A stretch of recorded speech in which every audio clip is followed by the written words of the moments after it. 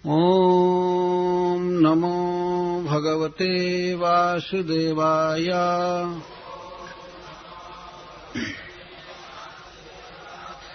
ॐ नमो भगवते वासुदेवाय।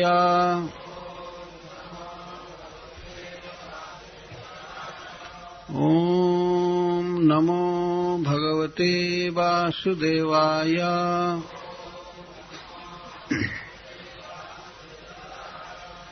तावदेवात्मभूरात्म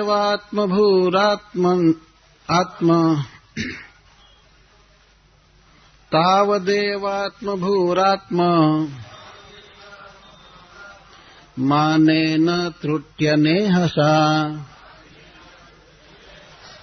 पुरोवदाब्दम् क्रीडन्तम् ददृशे सकलम् हरिम्। यावन्तो गोकुले बालः सवत्सः सर्व एव हि मायाशयेशयाना मे नाद्यापि पुनरुत्थितः। एवमेतेषु भेदेषु चिरं ध्यात्वा स आत्मभूः सत्याः के कतरे नेति इति ज्ञातुं नेष्टे कथंचन। एवं सम्मोहयन् विष्णुं विमोहं विश्वमोहनम् स्वयैव मायया जोऽपि स्वयमेव विमोहितः। एक वर्ष बीतने पर भी आत्मभूः स्वयंभू, जिनका जन्म आत्मा से परमात्मा से हुआ है, भगवान से हुआ है। आत्ममाने न अपने लोक के मान से, अपने टाइम के स्टैंडर्ड से। त्रुटि अनेहसा, त्रुटि भर काल बीता। तब ब्रह्मा जी ने देखा पूर्ववत, पहले की तरह, बछड़े और बच्चों के हरण के पहले जैसे खेलते थे वैसा आब्दम एक वर्ष पर्यंत क्रीडंतम खेलते हुए ददृशे देखा सकलम अपने कला गोप सखा और गोवत्सों के साथ हरिम सर्व मनोहर श्री कृष्ण को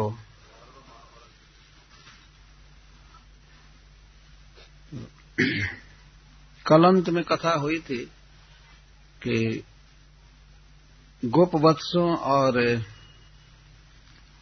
गोप बच्चों के हरण के बाद एक वर्ष बीत गया। एक वर्ष में केवल 5-6 रात्रियां शेष रह गई थी पूरा होने में। तो श्री बलराम जी बहुत विचार करने लगे कि इन बछड़ों के प्रति और गोप बालकों के प्रति उनका प्रेम क्यों बढ़ रहा है। इसके साथ ही साथ समस्त ब्रजवासियों का अपने अपने पुत्रों के प्रति बहुत प्रेम बढ़ रहा है।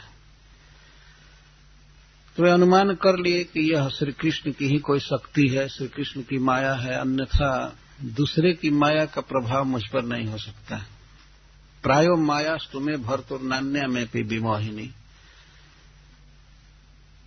तब उन्हें बड़ा कौतूहल हुआ और भगवान श्री कृष्ण से श्री बलराम जी ने पूछा कि ये क्या तमाशा है, बताओ, इतना हमसे छिपा करके रखे हो। भगवान ने कहा कि आप क्या देख रहे हैं? तुम्हें तो देख रहा हूं, सब तुम्हारे स्वरूप में दिख रहे हैं, सब विष्णुमय है। तब भगवान ने साए साए कहा, ऐसी बात है कि मैं ब्रह्मा जी को भ्रम में डालना चाहता हूं। हमको भ्रम में डालना चाहते थे, मैं उनको डाला हूं। अब किसी को बताइएगा मत ब्रज में। बहुत अंतरंग संबंध है भगवान में और श्री बलराम जी में। दो शरीर भर है वास्तव में, दोनों एक ही है। तहार द्वितीय देह श्री बलराम। तो वास्तव में कृष्ण बलराम देखने में दो लगते हैं, लेकिन एक ही है। तो बहुत अंतरंग भाव से भगवान ने उनको बताया और कहा कि अब तक साल भर आप आते रहे हमारे साथ गोवत्स चराने के लिए, ये 3-4 दिन मत आइए आप, क्योंकि अभी ब्रह्मा आएगा फिर माफी मांगने के लिए। तो श्री बलराम जी नहीं गए थे लास्ट दिन। तो उस दिन की घटना बता रहे। सुखदेव गोस्वामी कहते हैं, हे राजन, 1 वर्ष बीत गया, परंतु ब्रह्मा जी के लोक में जो टाइम का स्टैंडर्ड है उसके अनुसार उनका त्रुटि भर बीता। त्रुटि के 2 अर्थ हैं। सुई के नोक से एक कमल के पत्ते को छेदने में जितना समय लगता है उसको त्रुटि कहते हैं। त्रुटि में तोड़ देना, छेदने में। अथवा अंगुली स्फोटन, चुटकी बजाने में जितना टाइम लगता है इसको त्रुटि कहते हैं। तो श्री ब्रह्मा जी का इतना ही बीता, परंतु इस पृथ्वी पर वो 1 वर्ष हो गया। स्टैंडर्ड हम लोग देखते हैं ना, घड़ी की बड़ी सुई और छोटी सुई। देखिए, छोटी सुई अच्छा वही घंटा बताती है।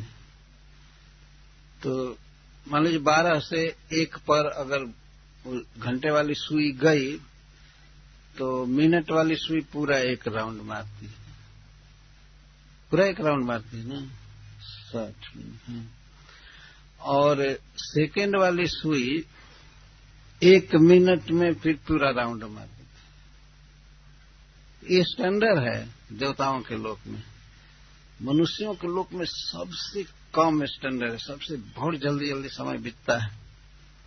तो ब्रह्मा जी का केवल थोड़ा सा समय बीता। कितना? जितने से कमल के पत्ते में छेद किया जाएगा। अभी तो चुरा करके ले गए अपने लोक में, तब तक धक धक कलेजा करने लगा उनका, और मैंने ये क्या किया, ये क्या किया। तो देखने ब्रज में आए कि भगवान क्या कर रहे हैं। तो यहाँ आकर देखते हैं कि सब बच्चे ज्यों के त्यों हैं, श्री कृष्ण चरा रहे हैं, बच्चे खेल रहे हैं, बछड़े सब ज्यों के त्यों। इस तरह से श्री कृष्ण को देखा उन्होंने।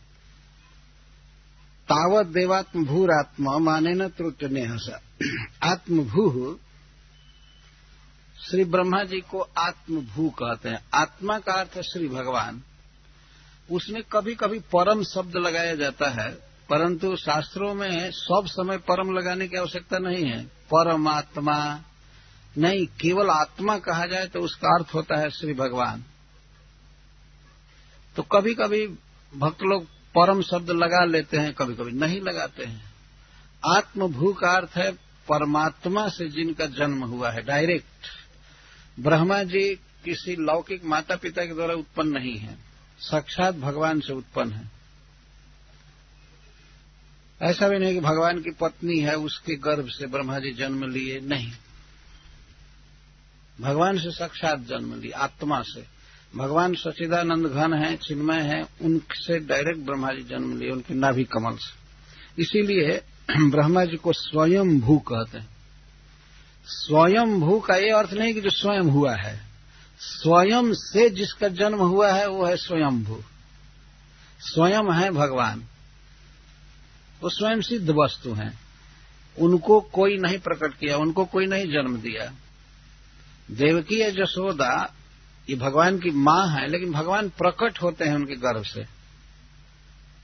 ऐसा नहीं है कि उन्होंने वास्तव में इनको जन्म दिया। जन्म हुआ है, प्राकट्य हुआ है, परंतु वास्तव में श्री कृष्ण स्वयं भू है, स्वयं है। और स्वयं से जिसका जन्म हुआ है वो स्वयं भू। श्री ब्रह्मा जी इस विश्व में सबसे बड़े व्यक्ति हैं, किसी भी विषय में, पद में, ज्ञान में, आयु में, भगवान के साथ नैकट्य में, सब में सर्व शिरोमणि हैं। जितने भी आचार्य हैं, जैसे भगवान शिव, नारद जी, सभी ब्रह्मा जी को गुरु मानते हैं। ब्रह्मा जी को भगवान ने डायरेक्ट ज्ञान दिया था। उनको कोई स्कूल में नहीं भेजा था भगवान के, जाओ यहां पढ़ लो 2-4 साल। स्वयं ज्ञान दिया, और वह भी हृदय में सारा ज्ञान दे दिया। क्या ऐसा पिता है संसार में कि सोच ले कि हमारा बच्चा एक दिन में ही सारा पीएचडी कर ले, खत्म हो जाए? सोचने से क्या होगा? स्कूल कॉलेज भेजना पड़ता है, भेजने के बाद भी कोई कोई गधे पास नहीं होते, है ना? तो मनुष्य में कोई शक्ति नहीं है वास्तव में। कितना प्रयास करो, इतना पैसा खर्च करो, ये करो वो करो, यहाँ करो वहां करो, लेकिन बहुत परिश्रम पड़ता है। लेकिन भगवान ने तो संकल्प किया, तीने ब्रह्म हृदय आदि कवये। आदि कवि ब्रह्मा जी को भगवान ने हृदय से ही सारा ज्ञान दे दिया। सोचा कि इसको ज्ञान हो जाए, हो गया, और विश्व सृष्टि करने की योग्यता ब्रह्मा जी ने प्राप्त कर लिया। तो ब्रह्मा जी का नाम है आत्मभू या स्वयंभू, और उनको अज भी कहते हैं। अ का अर्थ है श्री भगवान। विष्णु पुराण में भगवान का एक नाम है अज। अ से जिसका जन्म हुआ है वो है अज, श्री ब्रह्मा जी। अज नाम इनका प्रसिद्ध है। और आश्चर्य की बात यह है कि यही पितामह के रूप में प्रसिद्ध है संसार में, पितामह। और मरीचि कश्यप आदि को लोग पिता समझते हैं, पर उनके भी पिता ब्रह्मा जी हैं, अतः उनको पितामह कहा जाता है। हरिसूरी जी एक श्लोक में लिखे हैं कि ब्रह्मा जी को जब ज्ञान हुआ इस विषय में बछड़ा चुराने के बाद, तो ब्रह्मा जी सोचने लगे कि हमको लोग पितामह कहते हैं, सचमुच मैं पितामह हो गया। अगर देखा जाए बुद्धि की दृष्टि से, तो ऐसा कहा जाता है कि जब आदमी बूढ़ा हो जाता है तो उसकी बुद्धि कम हो जाती है। सचमुच मेरी बुद्धि कम हो गई, ये मैंने कौन सा काम कर लिया? पितामह कहते कहते मेरी बुद्धि ऐसे हो गई। फिर कहते हैं कि वास्तव में मैं पितामह नहीं हूं, मेरे भी स्वामी, मेरे भी पिता श्री कृष्ण हैं, और श्री कृष्ण के ये सब सखा हैं। तो ये तो मेरे पिता हुए सब बच्चे और बछड़े, और मैंने अपने पिता को ही चुराया। जब हमारे पिता के साथी हैं तो मेरे पिता हुए, वो पछता रहे हैं। तो ब्रह्मा जी की बहुत लंबी आयु है। इस संसार में जब काल का विभाजन होता है, गिनती होती है, तो ब्रह्मा जी के आयु से माप किया जाता है। द्विपरार्ध ब्रह्मा जी की आयु है। 1 नील 54 खरब 40 अरब वर्ष आयु है ब्रह्मा जी की। इतने दिन के बाद वे आसन छोड़ते हैं, भगवान में प्रविष्ट हो जाते हैं। तो ऐसे स्वयंभू के द्वारा ये काम हुआ, ये भी आश्चर्य में पड़ गए। कल कथा आई थी कि भगवान ने श्री बलराम जी को मोहित किया, और अब ब्रह्मा जी को किस तरह से मोहित किया ये देखने, ये लीला सुखदेव गोस्वामी कह रहे हैं। पूर्ववदाब्दम क्रीडंतम ददृशे सकलम हरिम। ब्रह्मा जी तुरंत अपने लोक से दौड़ करके भागते हुए आए कि भगवान इधर क्या रिएक्शन करते हैं। बछड़े तो अपने चुरा लिया, बच्चों को भी चुरा लिया, और ले जाकर के माया सयाना में अपने लोक में खूब बढ़िया बेड पर कोमल तकिया आदि से युक्त उस पर सुला दी। बछड़ों को भी सुला दिया। उनको तोशक पर नहीं सुलाया था बछड़ों को, लेकिन मतलब जैसे घास पर या और सब पर सुला दिया सुख से। सब माया के बनाए हुए बछड़े थे, तो ब्रह्मा जी सत्य समझ रहे थे, सबको सुला दिए तो धक धक कलेजा करने लगा। तुरंत हंस से भागे वृंदावन में आकर देखने के लिए कृष्ण क्या कर रहे हैं। यहाँ आते हैं तो देखते हैं ददृशे सकलम हरिम, हरिम ददृशे। हरि को उन्होंने देखा, हाथ में दही भात का कवर लिए थे, और अपने बच्चों, अपने सखाओं के साथ खा रहे थे, बछड़े चल रहे थे। और देखा तो ब्रह्मा जी ने देखा कि 1 साल से श्री कृष्ण यही कर रहे। शायद यहां आने पर ब्रह्मा जी को भी इसी माप के अनुसार चलना पड़ता होगा। इधर आने पर, उधर जाने पर उनके काल का वो परिणाम था। पूर्ववत आब्दम क्रीडंतम। आब्द का अर्थ होता है वर्ष, आब्दम का अर्थ वर्ष पर्यंत, पूर्ववत पूरावत, पहले की तरह श्री कृष्ण खेल रहे थे। याद रखना चाहिए कि सबलम नहीं सकलम हरिम। बलराम जी नहीं थे उस दिन, या जब से ब्रह्मा जी देखे और लास्ट तक वहां बलराम जी नहीं थे। बीच में आए होंगे तो उसको ब्रह्मा जी नहीं देख सके, लेकिन लास्ट दिन तो बिल्कुल बलराम जी आए नहीं थे। कला के साथ और गोप सखा और बछड़ों के साथ भगवान इस तरह खेल रहे थे। ब्रह्मा जी ने देखा तो ब्रह्मा जी देख करके स्वयं भ्रम में पड़ गए कि कौन सत्य है। सुखदेव जी कहते हैं, ब्रह्मा जी सोच रहे हैं, यावन्तो गोकुले बाला सवत्सः सर्व एव हि मायाशय शयाना में नाद्यापि पुनरुत्थितः दृष्ट्वा च वितर्कयत् इत्याह द्वाभ्याम। दो श्लोकों में श्रील सुखदेव गोस्वामी वर्णन करते हैं कि ब्रह्मा जी वितर्क कर रहे हैं देख करके। यावंतो गोकुले बाला सवत्सा, बछड़ों के साथ जितने भी गोकुल में बच्चे हैं, सर्व एव ही, वे सभी, और यहां तक कि जष्टि विषाण वेणु सब, माया स्वय शयाना में, मेरे मायाशय, माया के तल्प पर, माया के बेड पर सब शयाना सोए हुए। जब व्यक्ति को सुला दिया जाता है तो कुछ भी नहीं जानता है। स्वाभाविक निद्रा में जो व्यक्ति हो जाता है वह भी नहीं जान पाता है, और फिर किसी को इंजेक्शन वगैरह दे करके सुला दिया जाए तब तो ऑपरेशन कर डालिए, काट डालिए, अंग कुछ भी नहीं जान पाएगा। कुछ चीज होता है, सुंघा देने के बाद व्यक्ति बेहोश हो जाता है। तो ब्रह्मा जी जिसको सुलाना चाहते होंगे तो बेड लगाए और पता नहीं क्या इंजेक्शन दे करके सुला दी, जैसे भी वो तो मंत्र द्वारा सुला दी।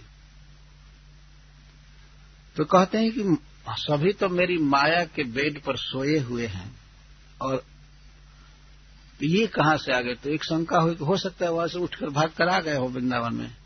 तो कहते नहीं नहीं, नाद्यापि पुनरुत्थिता, अद्यपि पुनः न उत्थिता। जब से मैंने सुलाया उनको, अपने लोक में ले जाकर छिपाया, इसके बाद वे न पुनः उत्थिता, फिर से वे जगे नहीं है, उठे नहीं। ये सोचने लगे। एवं एतेषु भेदेषु चिरम ध्यात्वा सयात्मभू सत्या के कतरे नेति ज्ञातुम नेष्टे कथंचन। तो ब्रह्मा जी इस तरह विचार कर रहे हैं। इसके पहले एक श्लोक है, इत एतेत्र कुत्रत्या मन माया मोहिते तरे तावंत एव तत्रादम क्रीडंतो विष्णुना समम। जितने बच्चों का मैंने हरण किया, बछड़ों का, ठीक उतनी ही संख्या में विष्णु के साथ, सर्वव्यापक श्री कृष्ण के साथ ये खेल रहे हैं। तो एते अत्र कुत्रत्या, ये वृंदावन में जो बछड़े हैं और बच्चे हैं, कुत्रत्या कहां से आए। ब्रह्मा जी स्वयं सोच रहे हैं, किसी से पूछ नहीं रहे, और पूछेंगे क्या, जो पितामह है, सबके गुरु हैं, किससे पूछें। मन में विचार कर रहे हैं, इतः एते अत्र कुत्रत्या, ये कहां से आए हैं। मन माया मोहिते तरह, मेरी माया से जो बच्चे और बछड़े मोहित हैं, मेरे लोक में हैं, उनके अतिरिक्त ये सब कहां से आए। तावंत एवं तत्रादुम क्रीडंतो विष्णुनासमम, एक तो संख्या में भी उतने ही हैं जितना मैंने चोरी किया है, और एक वर्ष से क्रीड़ा कर रहे हैं विष्णु के साथ, सर्वव्यापक श्री कृष्ण के साथ। ये कहां से आए, ये कौन है, कहां से आए, क्या फैक्ट्री से आए। ब्रह्मा जी सोच रहे हैं बस यही सृष्टि करता है, इनके अलावा कोई है ही नहीं। ये कहां से आए, कौन है। तब सुखदेव गोस्वामी कहते हैं, एवं एतेषु भेदेषु चिरम ध्यात्वा स आत्मभूः सत्याः के कतरे नेति ज्ञातुम नेष्टे कथंचन। इस प्रकार से विचार करते हुए भी ब्रह्मा जी भ्रम में पड़ गए, मोहित हो गए। तो ये सोचते हैं, एवं एतेषु किम त एव एत उत भिन्ना। ब्रह्मा जी विचार कर रहे हैं कि ये वही बछड़े हैं, बच्चे हैं, जिनको मैं अपने लोक में चुरा करके रखा हूं, कि भिन्न है, उससे दूसरे हैं। तो ब्रह्मा जी बहुत गति से अपने हंस को ले जाते हैं उधर सत्य लोक में, पता नहीं किस शक्ति से या जैसे तैसे वहां से अंतर्हित होकर के भाग करके बछड़े आ गए होंगे या बच्चे यहाँ आ गए होंगे वृंदावन, तो अपने विमान को मन की स्पीड से हाँकते हैं। हंसाकार विमान था उनका। तो वहां जाकर देखते हैं तो वो बच्चे ज्यों के त्यों सोए हुए हैं। तो फिर भाग करके आए वृंदावन में तो देखते हैं सब खेल रहे हैं श्री कृष्ण के साथ, चल रहे हैं बछड़े।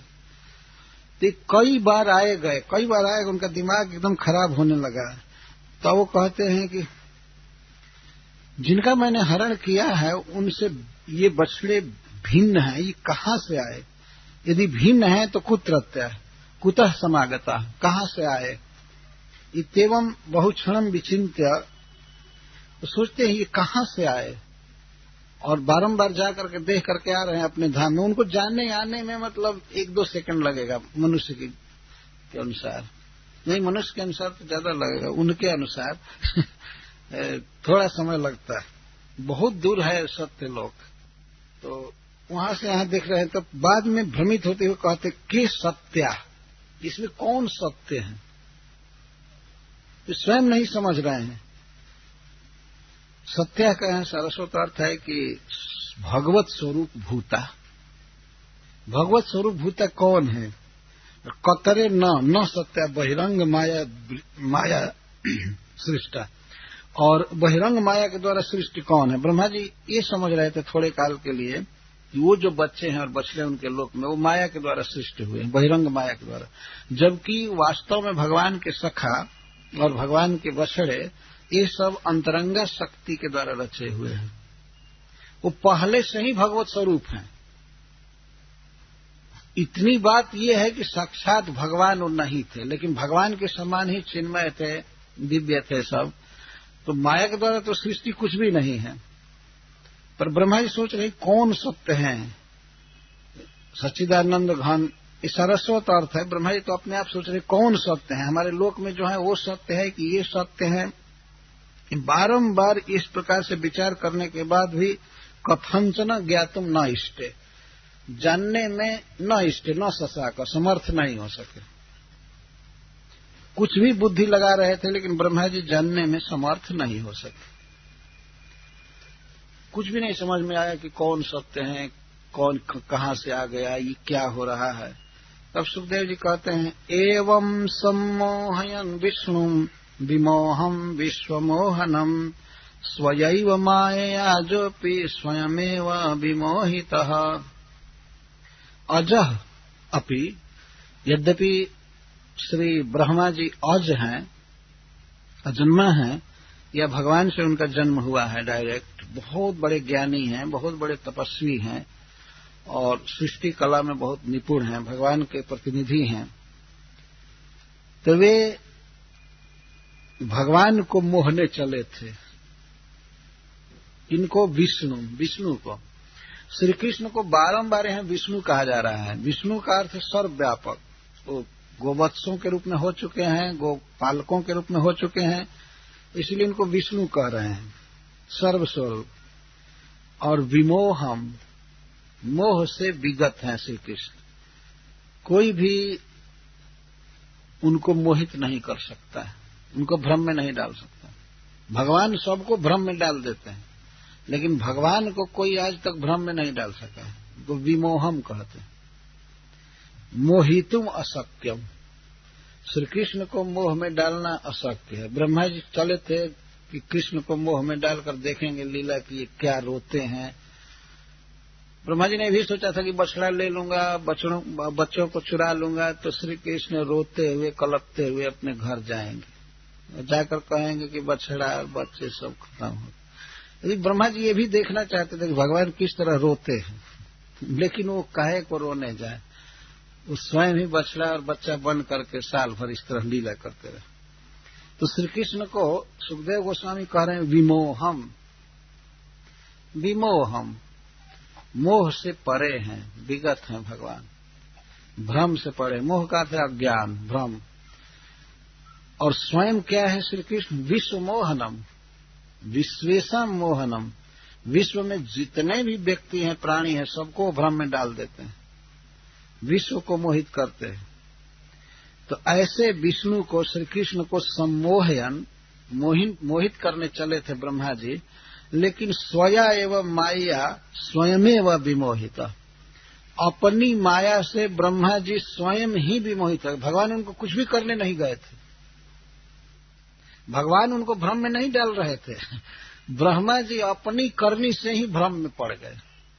अब उनको ये पता नहीं चल रहा है कि कौन ओरिजिनल है, कौन बाद में रचे हुए हैं।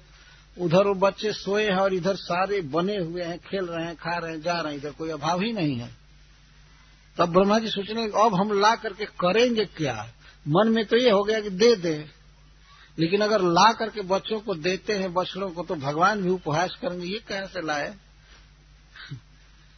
तो ब्रह्मा जी का दिमाग काम नहीं कर रहा है कि हम क्या करें अब क्या करें। उन बच्चों को और बछड़ों को वहीं रखे कि ला करके दे, ये क्या करें। श्री कृष्ण न तो उनको डांटे, न भर्त्सना किए, और न तो रोए, न गिड़गिड़ाए, कुछ भी नहीं किए। इस तरह भगवान परिपूर्ण है। तो ब्रह्मा जी अपने ही जाल में फंस गए। स्वयं माया जो भी स्वयं व विमोहित, अपने जाल में, अपने माया में ब्रह्मा जी स्वयं भ्रम में पड़ गए और सोचने लगे कि हाय रे क्यों चोरी किया, अब मैं क्या करूं।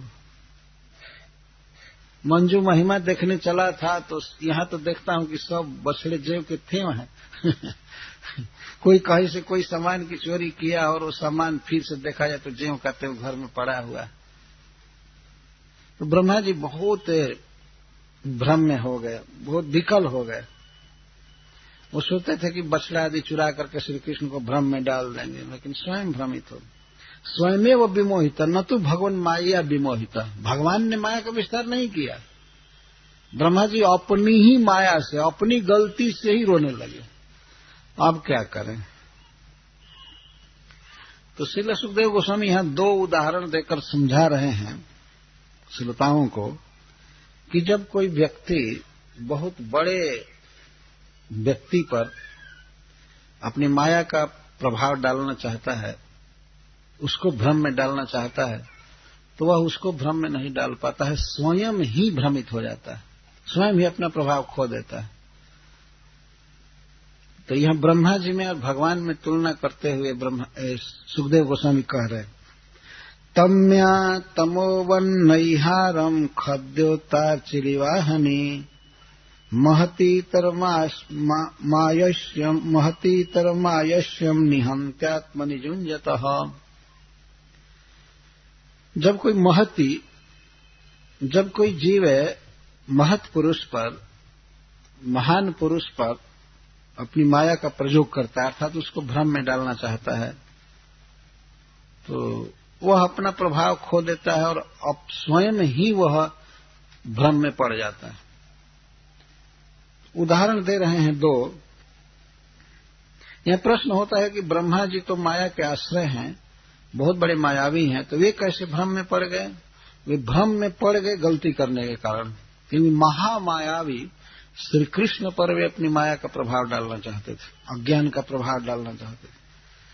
तो तम्या तमो नैहरम, जैसे तमी रात्रि को कहते हैं, आधी रात को तमी कहते हैं, तमिश्रायाम, बहुत अंधेरी रात हो, अंधेरी रात में हिमकण से बना हुआ अंधकार उसको क्या कर पाएगा। तमोवन नैहारम, नैहार का अर्थ होता है निहार, निहार मतलब कुहरा, फॉग। कुहरा के हिमकणों से भी कुछ अंधकार बनता है। देखें ना, दिन में भी थोड़ा अंधकार हो जाता है, सूर्य का प्रकाश नहीं आ पाता है। तो तमोव नैहारम, तम के समान जो नैहार होता है, निहार से जन्मा हुआ तम, कुहरा से जन्मा हुआ तम अंधकार, जैसे अमावस्या की रात को और अधिक अंधकार में नहीं डाल सकता है ना। इतना अंधकार है, गाढ़ा तमिश्र, तमी है, रात्रि है, कि उसमें कुहरा से बना हुआ अंधकार उसको और कुछ नहीं बिगाड़ सकता है, न तो हेल्प कर सकता है। अब क्या अंधकार बढ़ेगा उससे, ऑलरेडी अंधकार है। बल्कि ये होगा कि कुहरा के द्वारा बने हुए अंधकार का भी पता नहीं चलेगा उस अंधकार में, उस रात्रि के तामिश्र में। और इसी तरह से खद्योतार्चरिवाहनी, खद्योत जुगनू का जो अर्ची होता है प्रकाश, जुगनू जानते हैं ना, एक कीट विशेष होता है जो बरसात के दिन में प्राय चमकता है,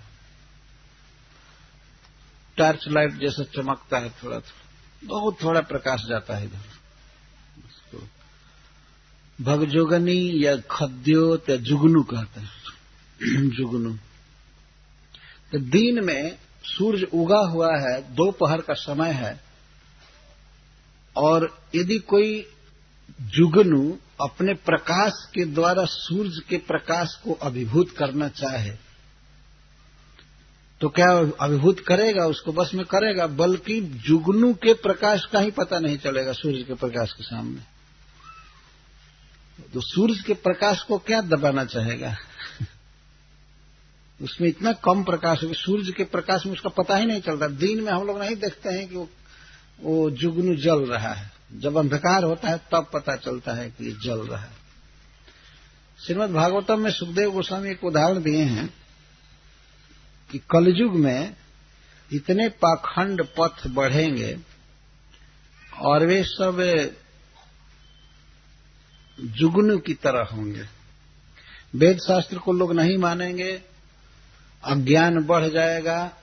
तो जैसे बरसात के दिन में घना बादल छा जाता है, सूर्य चंद्रमा नहीं दिखाई देते हैं, रात्रि में चंद्रमा नहीं दिखाई देता है, तारे नहीं दिखाई देते हैं, और जुगनू उड़कर प्रकाश देना चालू करते हैं। तो कोटि कोटि जुगनू उड़े लेकिन उसे कोई प्रकाश होता नहीं है, कोई कुछ काम नहीं कर सकते। तो वेद शास्त्र सब लुप्त हो जाते हैं और ये पाखंडी जुगनू जहां जहां भूख भूख प्रकाश देना चालू करते हैं और सब विष्णु के विरुद्ध बोलते हैं, ये पंथ वो पंथ, ये पंथ ऐसा वैसा वैसा। तो सुखदेव गोस्वामी कलयुग में जो पाखंडी होते हैं उनकी तुलना जुगनू से किए। जहां सूर्य के प्रकाश से काम होता है, सब वाहन चलते हैं, खेती होती है, व्यापार होता है, आना जाना सब कुछ सूर्य के प्रकाश में, तो कोई रात में व्यक्ति जुगनू के प्रकाश में क्या कर सकता है। इसी तरह से गीता, भागवत, वेद शास्त्र ये वास्तविक प्रकाश देते हैं कि भगवान क्या है, हम क्या हैं, तो वास्तविक प्रकाश देते हैं। इसके सहारे में हमें भगवान का भजन करना चाहिए। और जो लोग वेद शास्त्र को, गीता, भागवत, पुराण आदि को नहीं मानते हैं और दूसरे पाखंड ग्रंथों को मानते हैं, तो वो लाइट दे नहीं पाएंगे, मरना पड़ेगा अंधकार में। इस संसार में भी अज्ञान में रहेंगे और मरने के बाद घोर नरक में जाना पड़ता है। कलप कलप भरी एक नरका, परहि जद्दू सही श्रुति करि तरका। जो वेद शास्त्र को नहीं मानते हैं, भगवान कृष्ण को, विष्णु को नहीं मानते हैं, वो कल्प पर्यंत कई कई नरकों में गिरेंगे। ये वेद शास्त्र भगवान ने बनाया है। तो सुखदेव गोस्वामी कहते हैं कि जैसे रात्रि के घने अंधकार पर निहार का बना हुआ अंधकार असर नहीं डाल सकता है, कुहरा से द्वारा बना हुआ अंधकार असर नहीं डाल सकता, बल्कि अपनी ही सत्ता खो देता है। और इसी तरह दिन में दोपहर को खद्योत का जो प्रकाश है वो सूर्य के प्रकाश को अभिभूत नहीं कर सकता है, बल्कि अपना ही प्रभाव खो देगा। तो इस तरह से श्री ब्रह्मा जी महामायावी शिरोमणि भगवान पर अपनी माया का प्रयोग किए थे। इसीलिए ब्रह्मा जी स्वयं ही अब हक्का बक्का हो गए, फीका हो गए। अब क्या करें? अब इतना तक पता नहीं चल रहा है कि कौन सत्य बछड़े हैं, कौन नकली हैं। हम तो चुरा कर लाए थे और फिर सब खेल रहे हैं, कि क्या तमाशा हो गया। ब्रह्मा जी स्वयं भी बहुत चकित हो गए, भ्रम में हो गए। बहुत सुंदर उदाहरण सुखदेव गोस्वामी देते हैं। तम्या तमोवर्णहारम खद्योतार्चिरिवाहनी महती तरमा यश्यम निहंत्यात्मनि जुंजत। जब कोई व्यक्ति महान पुरुष के प्रति अपनी माया का प्रयोग करता है, अपना प्रभाव उस पर डालना चाहता है, तो उसका जो प्रभाव है वही समाप्त हो जाता है। महत पुरुष के सामने होकर के वो व्यक्ति फीका हो जाता है। तो ब्रह्मा जी इस तरह से फीका हो गए। महामायाविनी भगवती अन्य माया यह आवरण विक्षेप कत्वा भावे दृष्टांत द्वयवितम तम्याम तमिश्रायाम रात्र्याम नैहारम हिमकड़ प्रभवम तम इव तत्तमो जथा पृथक आवरणम न करोति। जैसे कोहरा के द्वारा बना हुआ अंधकार रात्रि के घने अंधकार को नहीं आवृत कर सकता है, किंतु तत्रैव लीयते, वहीं पर लीन हो जाता है। तथा च खद्योतार्ची रिवाहनी पृथक प्रकाशम न करोति। सूर्य का प्रकाश जब फैला हुआ है बहुत बड़ा, तो ये जुगनू क्या करेगा। एवं महती पुरुष जुंजतः पुंस इतरा नीचा माया तत्र न किंचित करोति, किंतु आत्मनि स्वस्मिनेव ऐश्वर्यम सामर्थ्यम निहंती थी। बहुत सुंदर यहाँ पर शिक्षा दी जा रही है और भगवान की तुलना और ब्रह्मा जी से की जा रही है। भगवान यदि सूर्य की तरह है तो ब्रह्मा जी एक जुगनू की तरह। ये अंतर है, व्यक्ति को समझना चाहिए। कुछ लोगों को ये भ्रम है कि कोई भी देवता भगवान है, जिसको मानो वही भगवान है। जिसको मानो कैसे भगवान हो जाएगा। आजकल तो लोग ये भी समझते हैं कुत्ता को भी अगर भगवान मान लो तो बस वही भगवान हो जाएगा। कैसे हो जाएगा। जो भगवान है वो है। भगवान हमारे दिमाग की फैक्ट्री में नहीं बनता है कि हम जिसको मान ले बस भगवान हो गया, और भगवान को हम मनुष्य मान ले तो मनुष्य हो जाएगा। भगवान स्वतः सिद्ध वस्तु हैं, समस्त ऐश्वर्यों से परिपूर्ण। यदि कोई व्यक्ति यह कह देता है कि ब्रह्मा या शिव या कोई देवता विष्णु के समान है तो उसे पाखंडी कहा गया है। यस्तु नारायणम देवम ब्रह्म रुद्राभिदैवतैः समत्वे नैव वीक्षेत सपाषंडी भवे ध्रुवम। जो व्यक्ति ब्रह्मा शिव आदि देवताओं को भगवान विष्णु के नारायण के समान कहता है वह निश्चित पाखंडी है। सपाषंडी भवे ध्रुवम, इसमें कोई संशय नहीं है, वो पाखंडी है। पाखंडी मतलब पापी, केवल चिन्ह भर बनाया रहता है कि धर्म कर रहा है। कहाँ नारायण और कहाँ ये देवता कीट पतंग। सुखदेव जी कह रहे हैं कहाँ भगवान सूर्य और कहाँ जुगनू, और कहाँ रात्रि का घोर अंधकार और कहाँ हिमकण के द्वारा बनाया हुआ अंधकार। बहुत अंतर है। तो ब्रह्मा जी इस तरह से हीन है। तो आप समझ सकते हैं कि वास्तव में भगवान या ईश्वर कौन है। ये सारे संसार में जुगनू छा जाए कण कण में, तब भी सूर्य जैसा प्रकाश नहीं कर सकते। कि मान लीजिए ऐसी सृष्टि हो जाए कहीं कि सारे कीड़ों को सजा दिया जाए पूरे ब्रह्मांड में और वो थोड़ा थोड़ा लाइट दें, क्या लाइट दे पाएंगे। रात्रि में थोड़ा सा लाइट लगेगा कि है, लेकिन दिन होते ही ये तो दिखाई भी नहीं पड़ेंगे। पता भी नहीं चलेगा कि इनमें कोई लाइट सूरज के आगे। ये देवता आदि तभी तक चमकते हैं, लोगों के मन पर असर रहता है कि ये भी कुछ है, ये भी कुछ है। जब तक नारायण का पता लोगों को नहीं, भगवान क्या है ये पता नहीं रहता, तभी तक देवताओं के प्रति बहुत श्रद्धा होती। देवताओं के प्रति श्रद्धा होनी चाहिए, लेकिन भगवान की तुलना में नहीं। भगवान तो भगवान है, सभी जीवों के सुहृद हैं, परमात्मा है, वही सृष्टि करते हैं, जिलाते हैं, खिलाते हैं। ये बात समझनी चाहिए। श्रील प्रभुपाद जी इस पर बहुत जोर देते थे।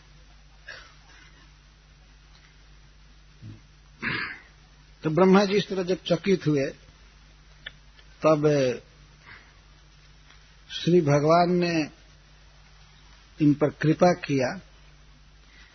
तावत् सर्वे वत्सपाला पश्यन्तो जस्य तत्क्षणात् व्यदृश्यन्त घनश्यामा पीत कौशेय वाससः। ब्रह्मा जी जब चकित होकर के अपना माथा पीट रहे थे, हाय रे क्या हुआ और मैं क्या किया, कौन सब थे, क्या है, तब तक वृंदावन में जितने भी बछड़े थे और बच्चे थे वे सब विष्णु स्वरूप में उनको दिखाई देने लगे अकस्मात सभी। तावत सर्वे वत्सपाला, वत्सपाला का वत्सा पालाश्च, बछड़े और बछड़ों को पालने वाले सभी गोप शिशु। तत्क्षणात् उसी क्षण जब चकित हुए सभी घनश्याम व्यदृश्यंत, सब दिखाई पड़े कि सबका शरीर बादल के समान सांवला है, जैसे भगवान विष्णु का रहता है। सांवला शरीर है और पीतांबर सभी पहने हैं, पीला रेशमी वस्त्र पहने हैं, और सर्वे यहाँ तक कि जष्टि, छड़ी, वेणु, सिंह, सीख सभी विष्णु रूप में दिखाई देने लगे।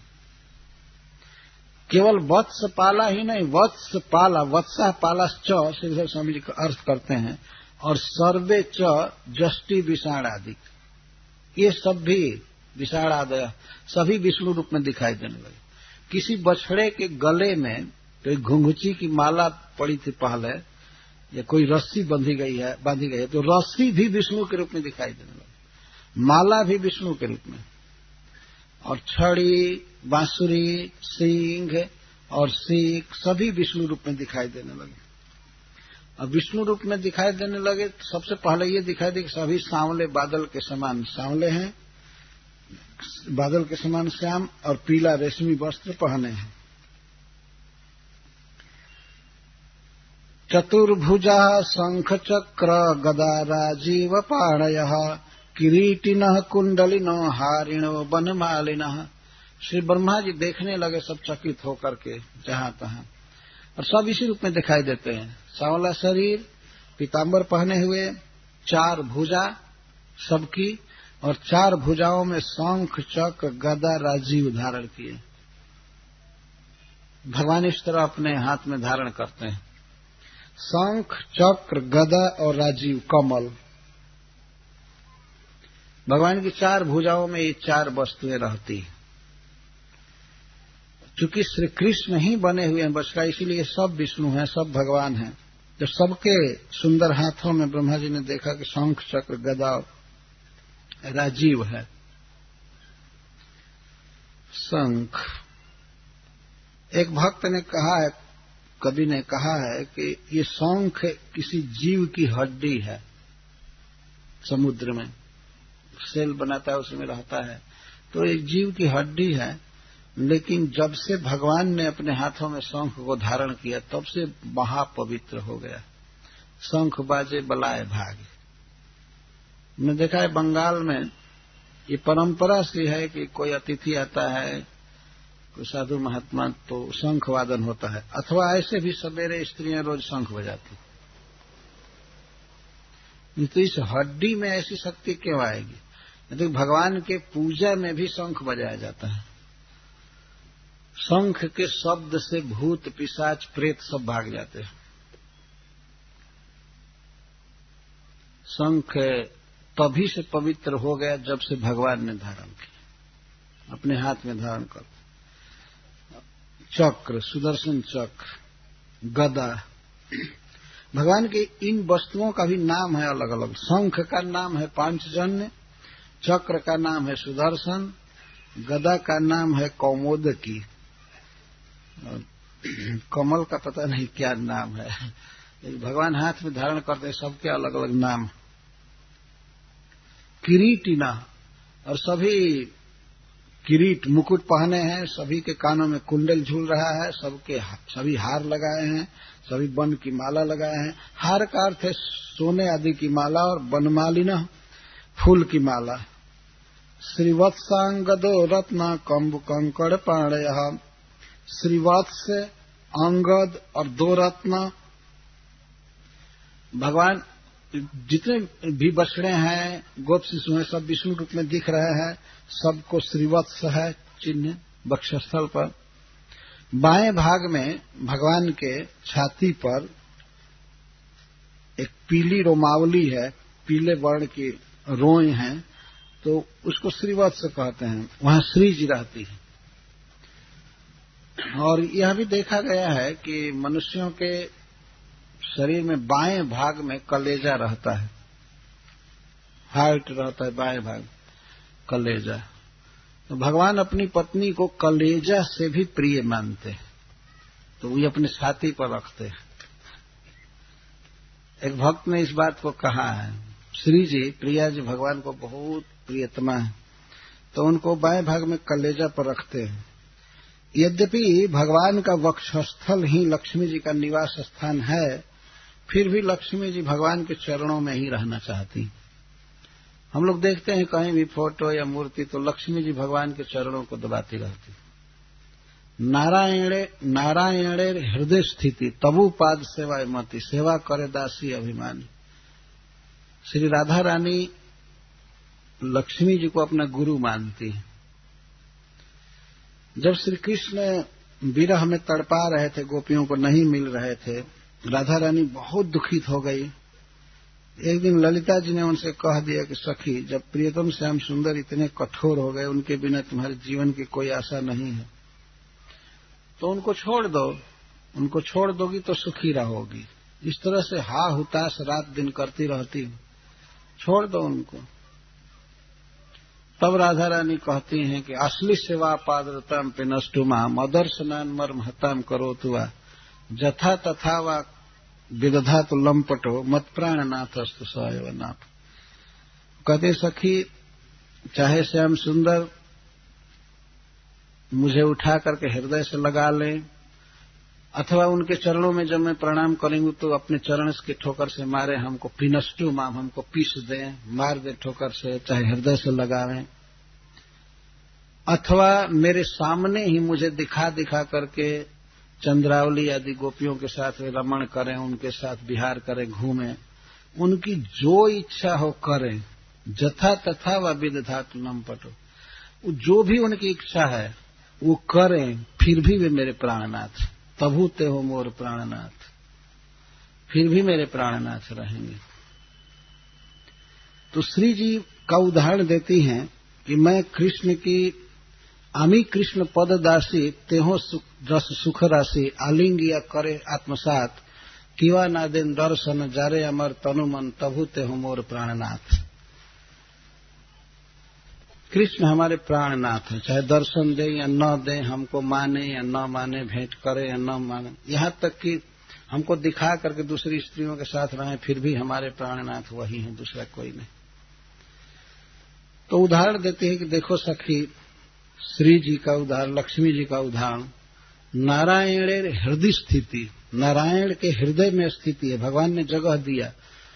तबु पाद सेवाए मति, सेवा करे दासी अभिमानी। लक्ष्मी जी का यही भाव रहता है कि मैं प्रियतम की दासी हूं, मैं प्रिया नहीं हूं, तो छाती से उतर करके अपने प्रियतम के चरणों को हमेशा सहलाती रहती, दबाती रहती। तो भगवान वास्तव में अपना स्थान दिए हैं श्री जी को वक्षस्थल पर, लेकिन वे चरण की सेवा करती रहती। तो भगवान के बाएं वक्षस्थल पर वास्तव में भक्त लोग जब दर्शन करते हैं तो देखते हैं कि पीले वर्ण के रोए हैं जहां श्री जी रहती है, और श्री जी का निवास स्थान, और श्री जी के प्रति भगवान बहुत स्नेहवान है, वत्सल है, इसीलिए उस स्थान को श्री वत्स कहते हैं। जो स्थान चिन्ह है पीली रोमावली, सांवले शरीर पर पीली रोमावली है सोने जैसा, तो वो उसको श्रीवत्स कहते हैं। तो यहाँ ब्रह्मा जी देख रहे हैं कि जितने भी बछड़े और बच्चे हैं सब विष्णु हैं, और उनके वक्षस्थल पर श्रीवत्स का चिन्ह है। श्रीवत्स और अंगद और हाथ के कंकड़, कंबू, कंकड़ पाणय, नूपुरे कटकैर भाता कटी सूत्रांगुलीय कही, और भी जितने भी आभूषण है, नूपुर, कटक और कटी सूत्र और अंगुलीय कई, सभी अंगुलियों में अंगूठियां हैं, रत्न जड़े हुए हैं।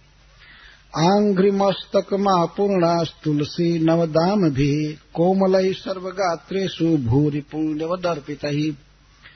सबके शरीर में नए तुलसी की माला है, तुलसी की माला पहने, भगवान तुलसी की माला पहनते हैं।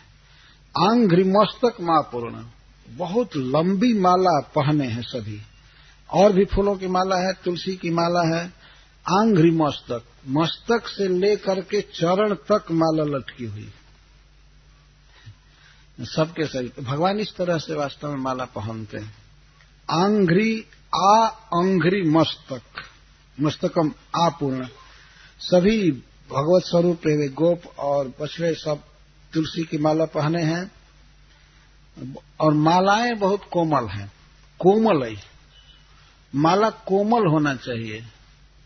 एक बार मैं बॉम्बे में क्लास दे रहा था तो मेरे गर्दन में बार बार कुछ चुभ रहा था, तो मैं संकोच से कुछ कर नहीं पा रहा था और इधर उधर करता था। तो क्या है, मेरे कुर्ते में कुछ फंस गया है, क्या है। और तब मैं बिल्कुल सीधा बैठ करके कथा कह रहा था, कहीं हिलू न। तो मेरा हाथ एक बार गया तो वहां पर एक पिन था, यहां कोमल ही लिखा गया है। भगवान बहुत कोमल माला पहनते हैं, न कि गुलाब का डंठल निकल रहा है जो चुभ रहा हो भगवान को, उसमें सुई छूट गई है तो डोरा बहुत कठोर है, और फूल भी सब इधर उधर रखा हुआ बासी सासी जहां का फ्रिज में, किसी काम का नहीं होता है। जो भी माला पहनानी हो भगवान को कोमल माला पहनानी चाहिए। सो नहीं करना चाहिए कि हम इतनी बड़ी माला पहना दिए और छूने में कठोर लगे। कोमल ही तो मालाएं बहुत कोमल हैं, कोमल पुष्प की, नए तुलसी की, सभी मस्तक से चरण तक माला पहने हैं।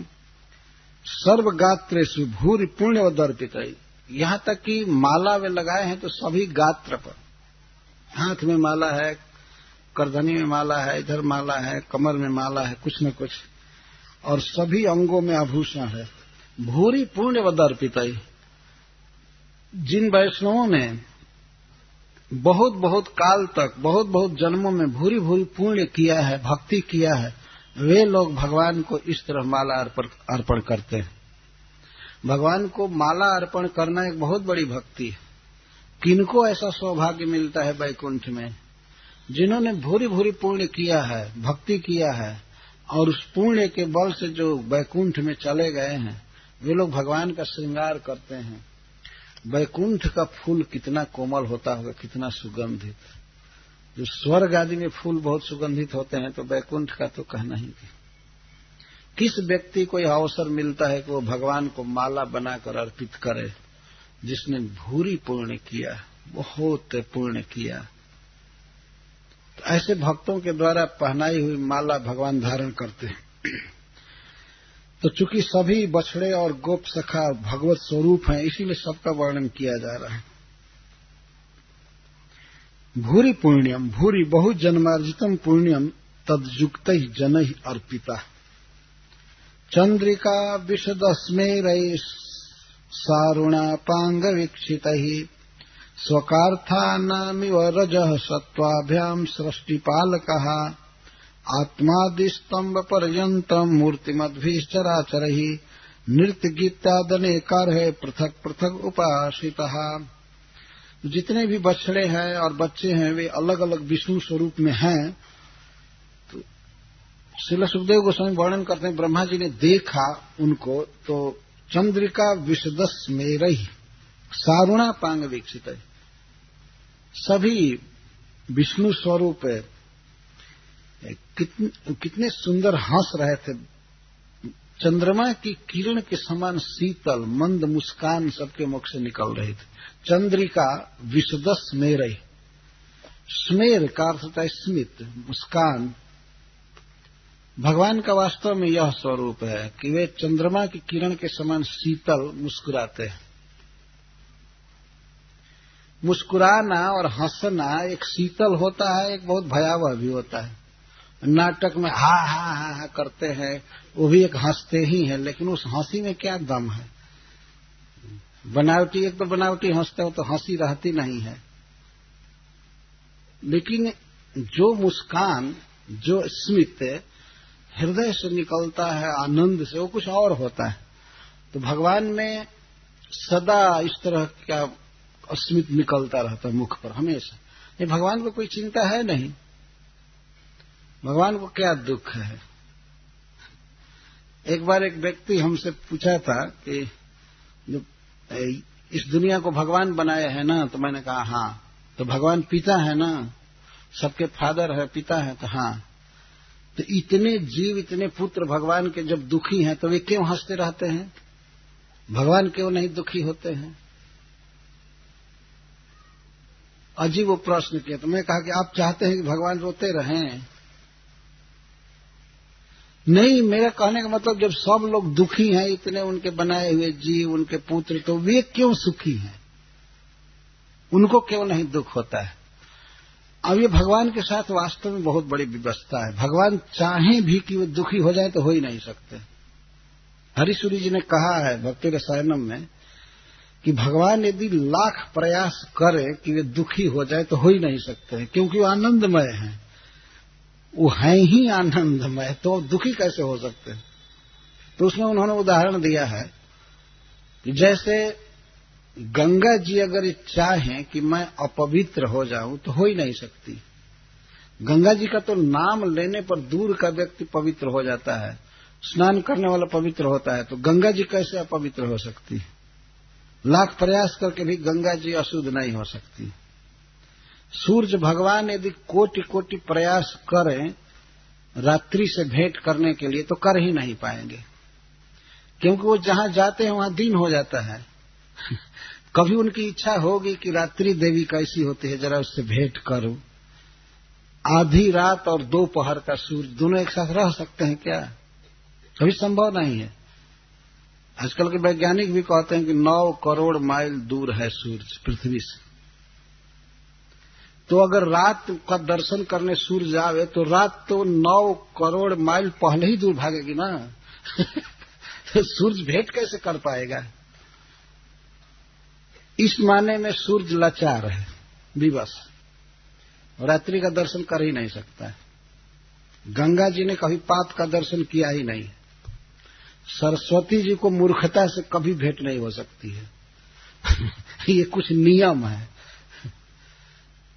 सरस्वती जी चाहे भेंट करना की मूर्खता देवी से जरा मैं भेंट करता तो नहीं, भेंट हो ही नहीं सकती।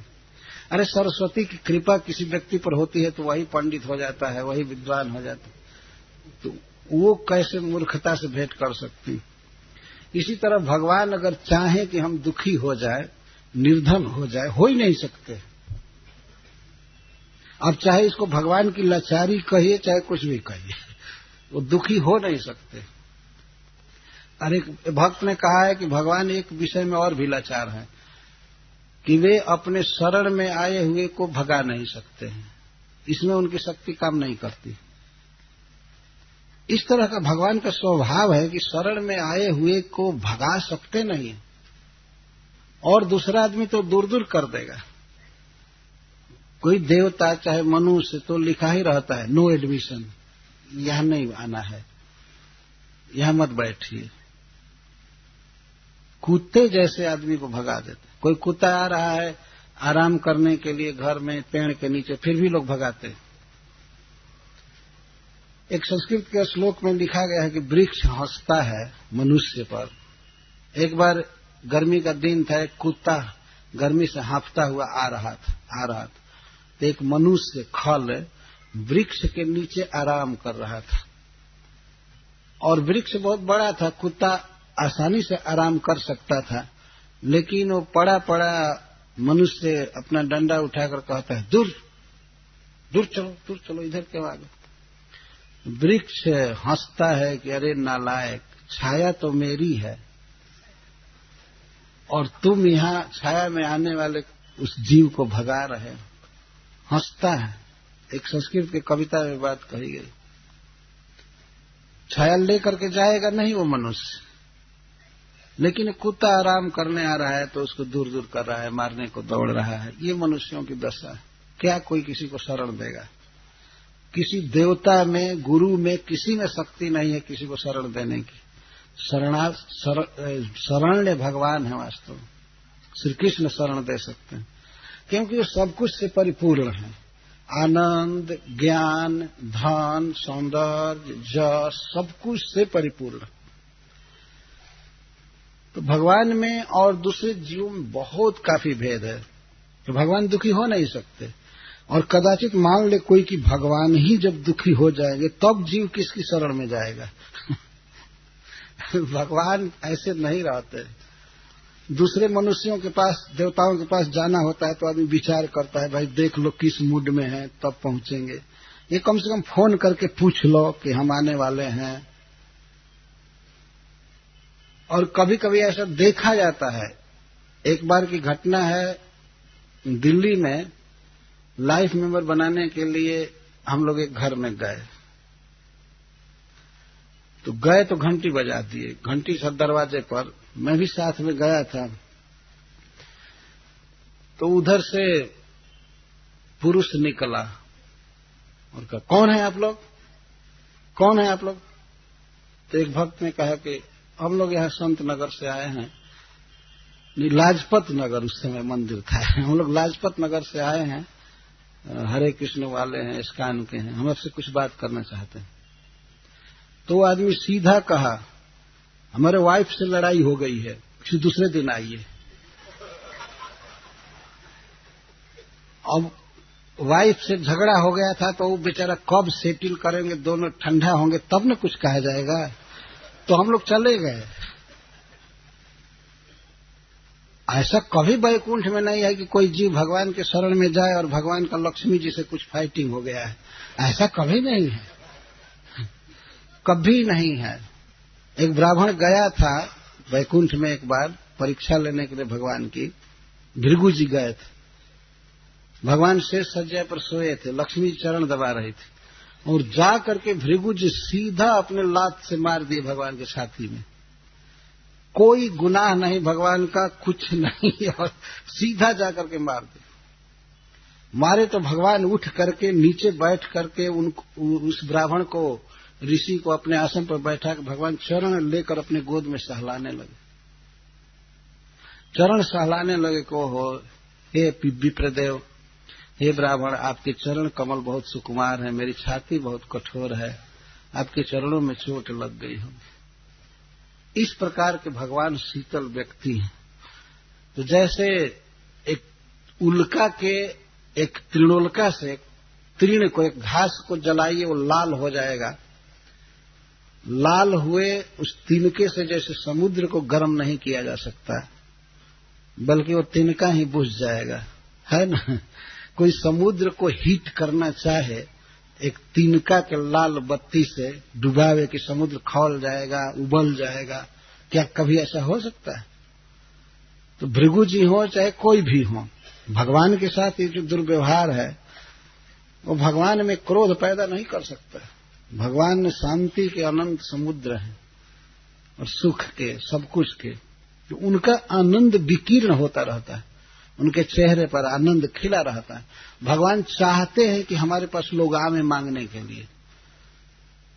स्मय अभिमुख है, स्मय माना अभिमुख। भगवान हंसते रहते हैं और अपने देखते रहते हैं, कोई आएगा, कोई आएगा, हमसे पुकारेगा, हमको मांगेगा। गजराज ने भगवान को पुकारा तो ऐसा नहीं हुआ कि भगवान लक्ष्मी से कहें कि अरे भाई अभी फोन अटेंड करना है, उधर जाना है, बाद में देखेंगे, तब तक तो मर गया होता। बस सुने और चल दिए। तो हंसते रहते हैं भगवान, आनंद में है। इस संसार में तो कृत्रिम हंसी पैदा करनी पड़ती है, और खास करके फोटो लेते समय लोग कहते हैं जरा मुस्कुराइए। अरे वो क्या मुस्कुराएगा जब भीतर में आनंद है ही नहीं, तो ये कहने से थोड़े मुस्कुराएगा। हंसना और वास्तव में मुस्कुराने में अंतर है। ठठा करके हंसा देना है तो जोकर भी हंसा देता है। इसका अर्थ ये नहीं है कि वो व्यक्ति आनंद में हो गया है, नहीं। मन की एक अनुकूल वृत्ति उदित होती है, आदमी हंसने लगता है। हमने देखा है वृंदावन में, गोकुल में, बरसाने, नंदगांव, सब जगह कुछ पंडित ले जाकर दर्शन कराते हैं यात्रियों का, और कहीं कहीं ले जाकर कहते हैं कि यहाँ पर धूल खाओ, थोड़ा ब्रजरज लो, और इसके बाद हंसो, ताली पीटो, हा, तो सब लोग हंसने लगते हैं। लेकिन वास्तव में कोई आनंद नहीं है, वो आनंद नहीं है। आनंद जो अपने आप आता है हृदय से, लौकिक आनंद भी वो अलग है, और फिर दिव्य स्वरूपभूत आनंद जो है वो तो कहना ही क्या है। तो सुखदेव गोस्वामी कह रहे हैं कि ब्रह्मा जी ने देखा कि चंद्रिका विषदस में रही, चंद्रमा की किरण के समान शीतल हंसी है, सारुणापांग विकसित है, और दृष्टि में जो चितवन है उसमें लालिमा है और करुणा भरी पड़ी है। स्वाकार्थानिव रजो सत्वाभ्याम सृष्टि पालिका है। भगवान के जो नेत्र हैं, विष्णु स्वरूप भगवान के, वो ऐसा लगता है कि नेत्र दोनों सृष्टि करने वाले हैं और पालक भी हैं। भगवान के नेत्रों में जो उज्जवल भाग है वह सत्वगुण को प्रस्तुत करता है, तो वो पालने वाला है। और रजोगुण लाल होता है, तो लालिमा है आंखों में और उजला है, तो ऐसा लगता है कि सत्वगुण है और रजोगुण है। भगवान के नेत्रों से ही पालन होता है और सृष्टि होती है। आत्मादि स्तंभ पर्यंत मूर्तिमद्भिश्चराचर ही नृत्य गीता दनेकार है पृथक पृथक उपासिता। ब्रह्मा जी ने देखा कि ब्रह्मा से लेकर के तृण पर्यंत जितने भी चर अचर जीव हैं वे सभी विष्णु स्वरूप की अलग अलग उपासना कर रहे हैं। ये ब्रह्मा जी देख रहे हैं। एक एक पहले तो उन्होंने बछड़ा देखा और बच्चा देखा, अब देखे कि सब एक एक विष्णु है और प्रत्येक बच्चे की सेवा एक ब्रह्मा कर रहा है। ये ब्रह्मा जी देख रहे हैं। आत्मा का अर्थ ब्रह्मा। ब्रह्मा जी देखे कि शिव जी सेवा कर रहे हैं, आत्मा ब्रह्मा जी प्रधान है, तो ब्रह्मा, शिव, इंद्र, चंद्र, सूर्य, कुबेर, जमराज, ये सब लोग विष्णु की उपासना कर रहे हैं। कोई चावल डुला रहा है, कोई गीत गा रहा है, कोई माला अर्पित कर रहा है, कोई कुछ कर रहा है, कोई कुछ कर रहा है। तो ब्रह्मा जी से लेकर के छोटे छोटे जीव चर अचर सभी अलग अलग उपासना कर रहे हैं। जितने बच्चे थे उतने ब्रह्मा सेवा कर रहे थे, एक एक बच्चे। बच्चा नहीं कहेंगे, इस समय तो विष्णु कहेंगे। ब्रह्मा जी देख रहे हैं, वो तो चकित हो गए, बाप रे बाप, मैं भी सेवा कर रहा हूं। तो ब्रह्मा जी तो एक ही है नहीं, तो भगवान उतने स्वरूप में हो गए हैं तो उतने ब्रह्मा सेवा कर रहे हैं। और ब्रह्मा जी देख रहे हैं कि मेरे पद पर रहने वाले ब्रह्मा जी सेवा कर रहे हैं, यही नहीं दूसरे ब्रह्मा सेवा कर रहे हैं और इनसे बेटर ब्रह्मा है। इनको तो चार मुख का अभिमान है ना। चैतन्य चरितामृत में एक कथा है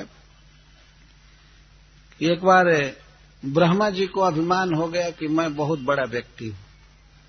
तो भगवान उसमें द्वारका में रहते थे, उन्होंने अपनी इच्छा शक्ति विस्तारित किया, तो ब्रह्मा जी दर्शन करने आए द्वारकाधीश का। द्वारकाधीश का दर्शन करने आए तो द्वारपालों ने उनको रोका। चार सिर वाला देख करके उनको भी आश्चर्य हुआ कि ये कौन देवता है, क्या है, तो वे रोके। तो श्री ब्रह्मा जी आए तो प्रतिहारों ने, द्वारपालों ने रोके तो उन्होंने कहा कि जा करके द्वारकाधीश को ये सूचना दो कि ब्रह्मा जी आए हैं, दर्शन लेना चाहते हैं। तो द्वारपालों ने भगवान कृष्ण से जाकर कहा कि एक ब्रह्मा नाम के व्यक्ति आए हैं जो आपका दर्शन करना चाहते हैं। तो भगवान ने कह दिया, जाकर पूछो कौन ब्रह्मा है, आईडी बतावे अपना, कौन ब्रह्मा है। तो द्वारपालों ने जाकर कहा कि द्वारकाधीश पूछे हैं कि अब कौन ब्रह्मा है। तो ब्रह्मा जी तो गर्म हो गए, कहा कौन ब्रह्मा, क्या ब्रह्मा भी 10-20 हजार हैं क्या। ब्रह्मा जी एकदम गर्म हो गए और फिर सोचने लगे द्वारकाधीश को क्या हो गया, पूछते हैं कौन ब्रह्मा, क्या ब्रह्मा 2 हैं। तो झुंझला करके उन्होंने कहा, जाकर कह दो कि सनक कुमार के पिताजी आए। सनक पिता आए। 4 कुमार है ना, तो उनके पिता, वे लोग बहुत विख्यात व्यक्ति थे, तो उनका फादर बताने पर इनको जान जाएंगे द्वारकाधीश। अच्छा, उन 4 लड़कों के पिताजी आए। तो ब्रह्मा जी ने कहा, जाकर कह दो कि सनक के पिताजी आए हैं। कौन ब्रह्मा आए हैं, कौन ब्रह्मा, 10-20 ब्रह्मा हो गए क्या। तो वो लोग द्वारपाल जाकर कहे कि वो सनत कुमार के पिताजी बता रहे हैं, अपने बेटा के परिचय से अपना परिचय दे रहे। तो भगवान ने कहा, अच्छा ठीक है, आने दो, आने दो। तो 4 सिर वाले ब्रह्मा जी प्रणाम किए भगवान को साष्टांग, और इसके बाद बगल में खड़े हो गए। तब तक तो 8 मुख वाला ब्रह्मा जी आए।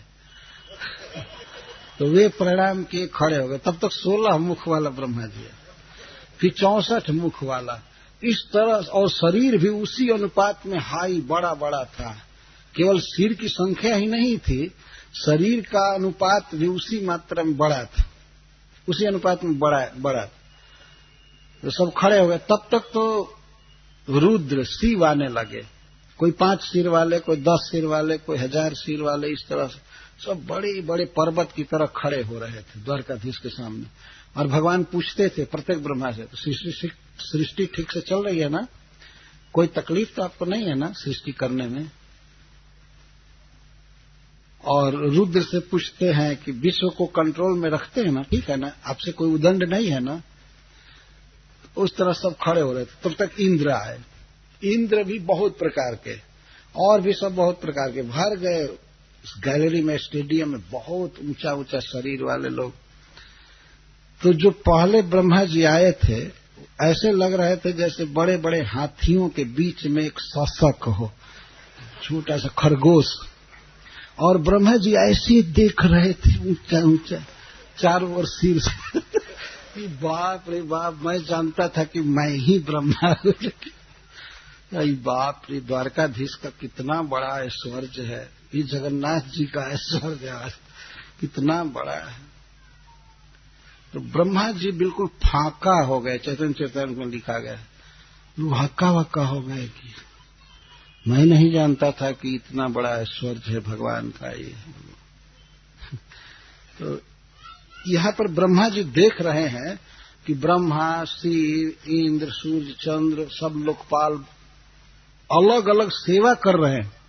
कोई चामर डुला रहा है, कोई मोरपंखी डुला रहा है, कोई पान खिला रहा है, कोई माला दे रहा है, कोई नाच रहा है, कोई गा रहा है, कोई वेद पढ़ रहा है, कोई कुछ।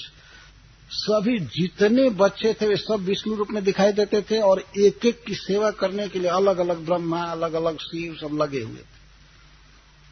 ये ब्रह्मा जी ने देखा। नृत्य गीता दने कारण, नृत्य गीत से उपासना हो रही थी। आत्मादिस्तंभ पर्यंत मूर्ति मद्भिश्चराचर ही, उसी को फिर से लिखें।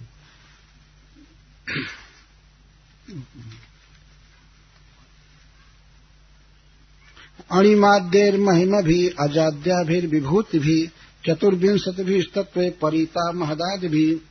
फिर ब्रह्मा जी ने देखा कि अणिमादि सिद्धियां भगवान और जो महिमाएं हैं, विभूतियां हैं सारे संसार में, अजादि विभूतियां सबके द्वारा भगवान सेवित है। और 24 जो प्राकृत तत्व हैं, महातत्व आदि, ये सब मूर्तिमान होकर के सब उपासना कर रहे हैं। कहने का आशय यह है कि भगवान की उपासना विश्व के सभी लोग करते हैं और सारी वस्तुएं उनकी उपासना के लिए।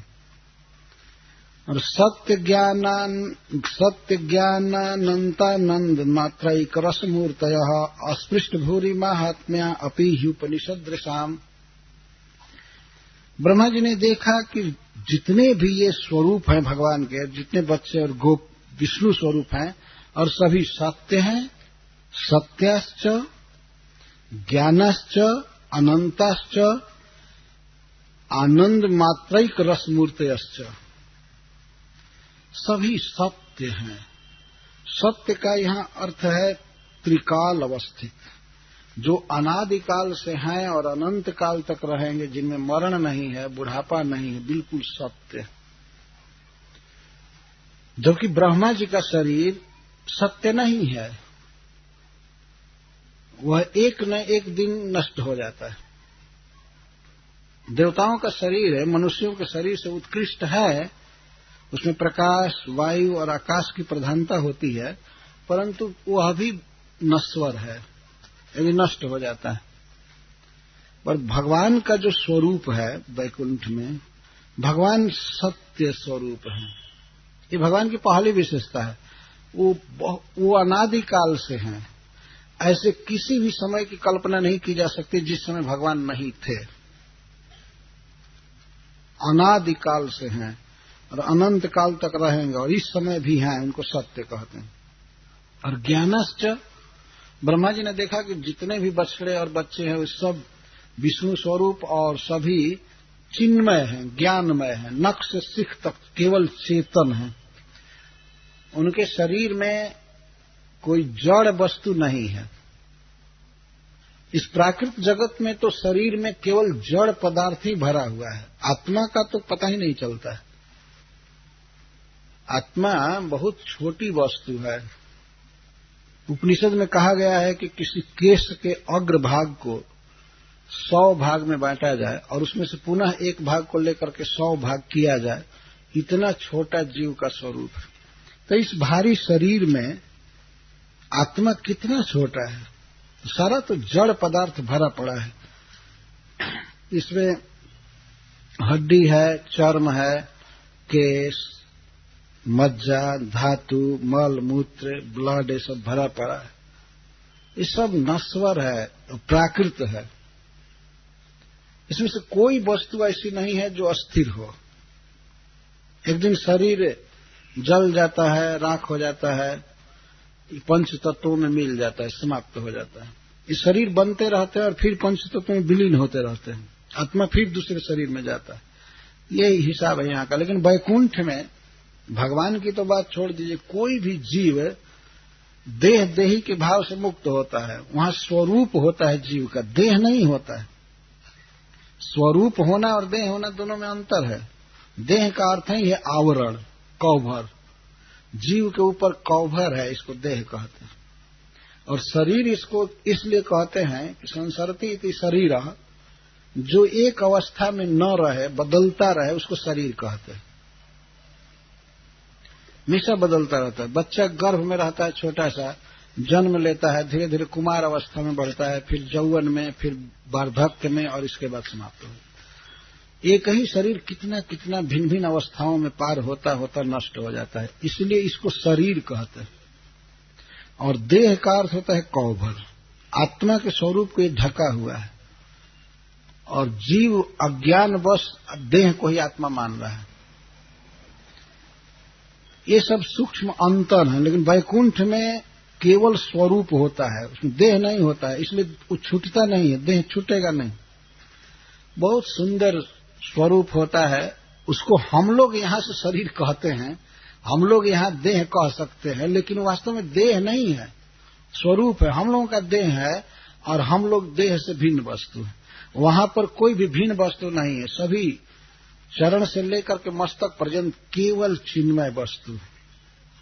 जैसे कि कोई सोने का मनुष्य बना दिया जाए तो उसका नख भी सोना होगा, गोल्ड होगा, उसका केस भी सोना, कान भी सोना, हृदय, और वहां अब न तो ब्लड है, न हड्डी है, न कुछ नहीं है, केवल स्वर्ण है, गोल्ड है।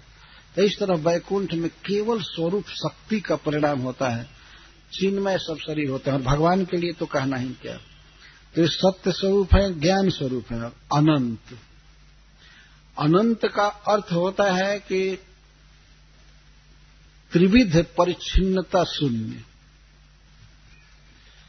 त्रिविध है परिच्छिन्नता, परिच्छिन्नता शून्यता का अर्थ है 3 प्रकार से अंत है जीव, ये इस प्राकृतिक शरीर का। एक तो देश की दृष्टि से इसका अंत है, काल की दृष्टि से अंत है, और दूसरा परिणाम की दृष्टि से अंत। किसी भी शरीर को नापा जा सकता है। रोज दर्जी नापता ही है ना सीने के लिए, तो परिच्छिन्न है। इतना सीना है, इतनी बांह है, इतना ये है, ये तो मात्रा की दृष्टि से, स्वरूप की दृष्टि से परिच्छिन्न है। परिच्छिन्न का अर्थ है सीमित, और देश द्वारा सीमित है। एक घर में अट जाता है, भुवनेश्वर में पड़ा हुआ है, तो दूसरी जगह नहीं रह सकता है, ये परिच्छिन्न हुआ देश की दृष्टि। काल की दृष्टि से एक दिन जन्म हुआ है, एक दिन नष्ट हो जाएगा, एक साधारण काल की सीमा में परिच्छिन्न है।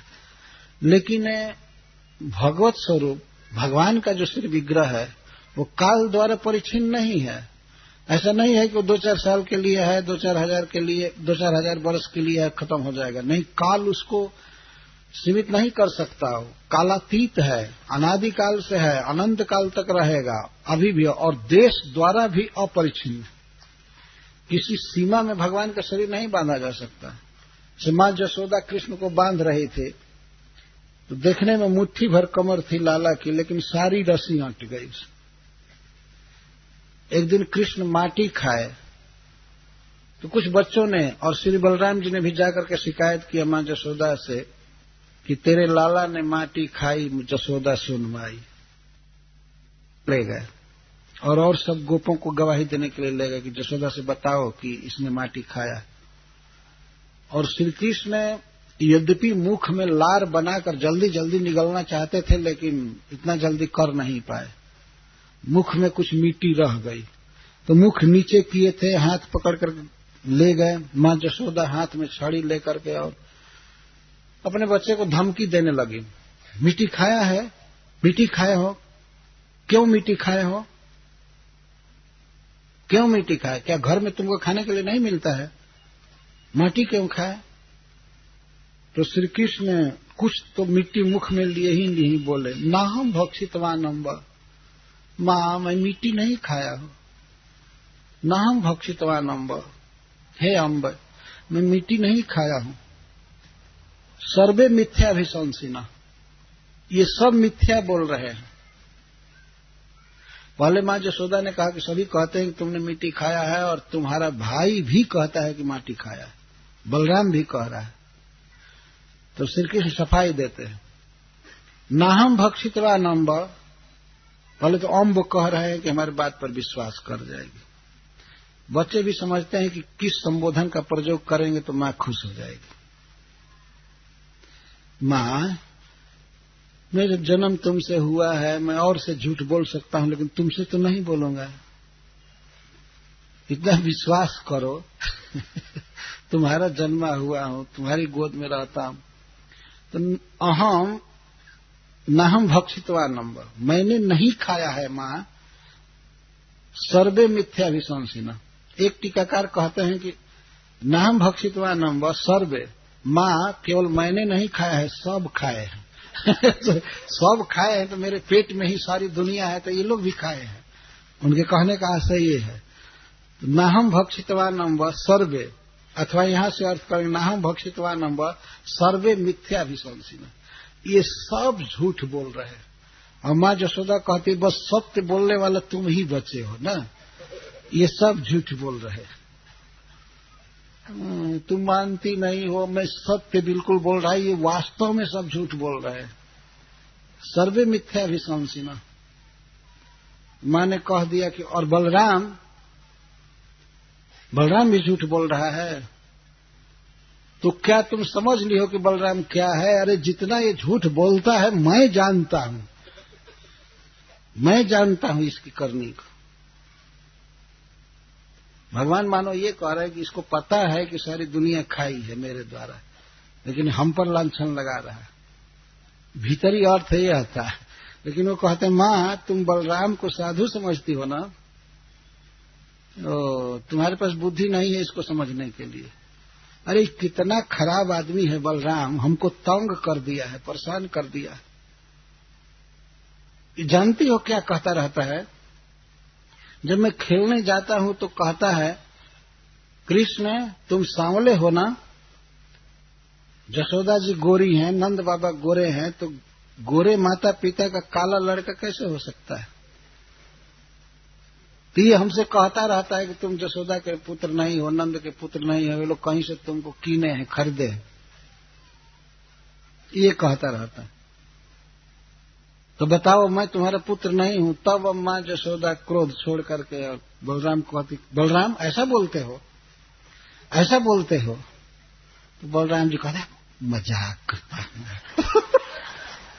मजाक करता, धीरे से कृष्ण से छिप करके कहते, कृष्ण से मुख छिपा कर कहते मजाक करता हूं। मां कहते ऐसा मजाक किया जाता है, ऐसा किया तो छड़ी से पीटूंगी,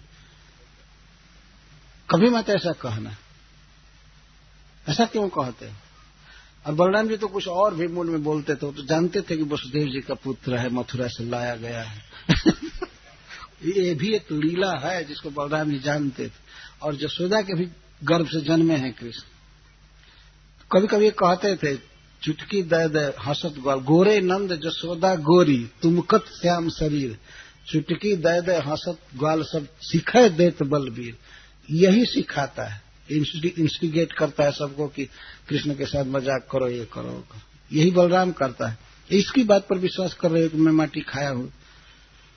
तो मां ने कहा जब सभी कहते हैं, बलराम भी कहते हैं, तो तुम मिट्टी खाए हो। तो श्री कृष्ण अपने आप ही कहते हैं अगर मैं मिट्टी खाया हूं तो समक्षम पश्चिमे मुखम, मेरा मुख सामने देख लो, खोल देता हूं मैं मिट्टी अगर खाया हूं तो। वो जल्दी जल्दी लार बना करके मिट्टी लगभग निगल गए थे। इतना देर हुआ तो इसमें तो वो खाकर भीतर ले गए। उन्होंने कहा मेरा मुख देख लो, समक्ष मेरे मुख को देख लो, मैं मिट्टी कहाँ खाया हूं। तो मुख खोल नहीं रहे थे, मुख बंद किए कि कहते हैं देख लो। उनको डर है कि अभी भी मिट्टी का कुछ अंश दांतों में अटका होगा। बोले देख लो मेरा मुख। तो मुख दिखाने का इनका मतलब था कि अगर मिट्टी खाता तो इधर उधर लगता कि नहीं, तो देखो। तो माँ तो चतुर थी, कहे हाँ ठीक है, ब्याह दे ही बाओ, मुंह खोलो। बात बना रहे हो, मुंह खोलो। मुंह खोलो, मैं देखती हूँ। तो श्री कृष्ण अपना छोटा सा मुख ऐसे खोले, उसी में माँ जसोदा ने सारा विश्व देखा। ये मैं अपरिछिन्नता की बात कह रहा हूं।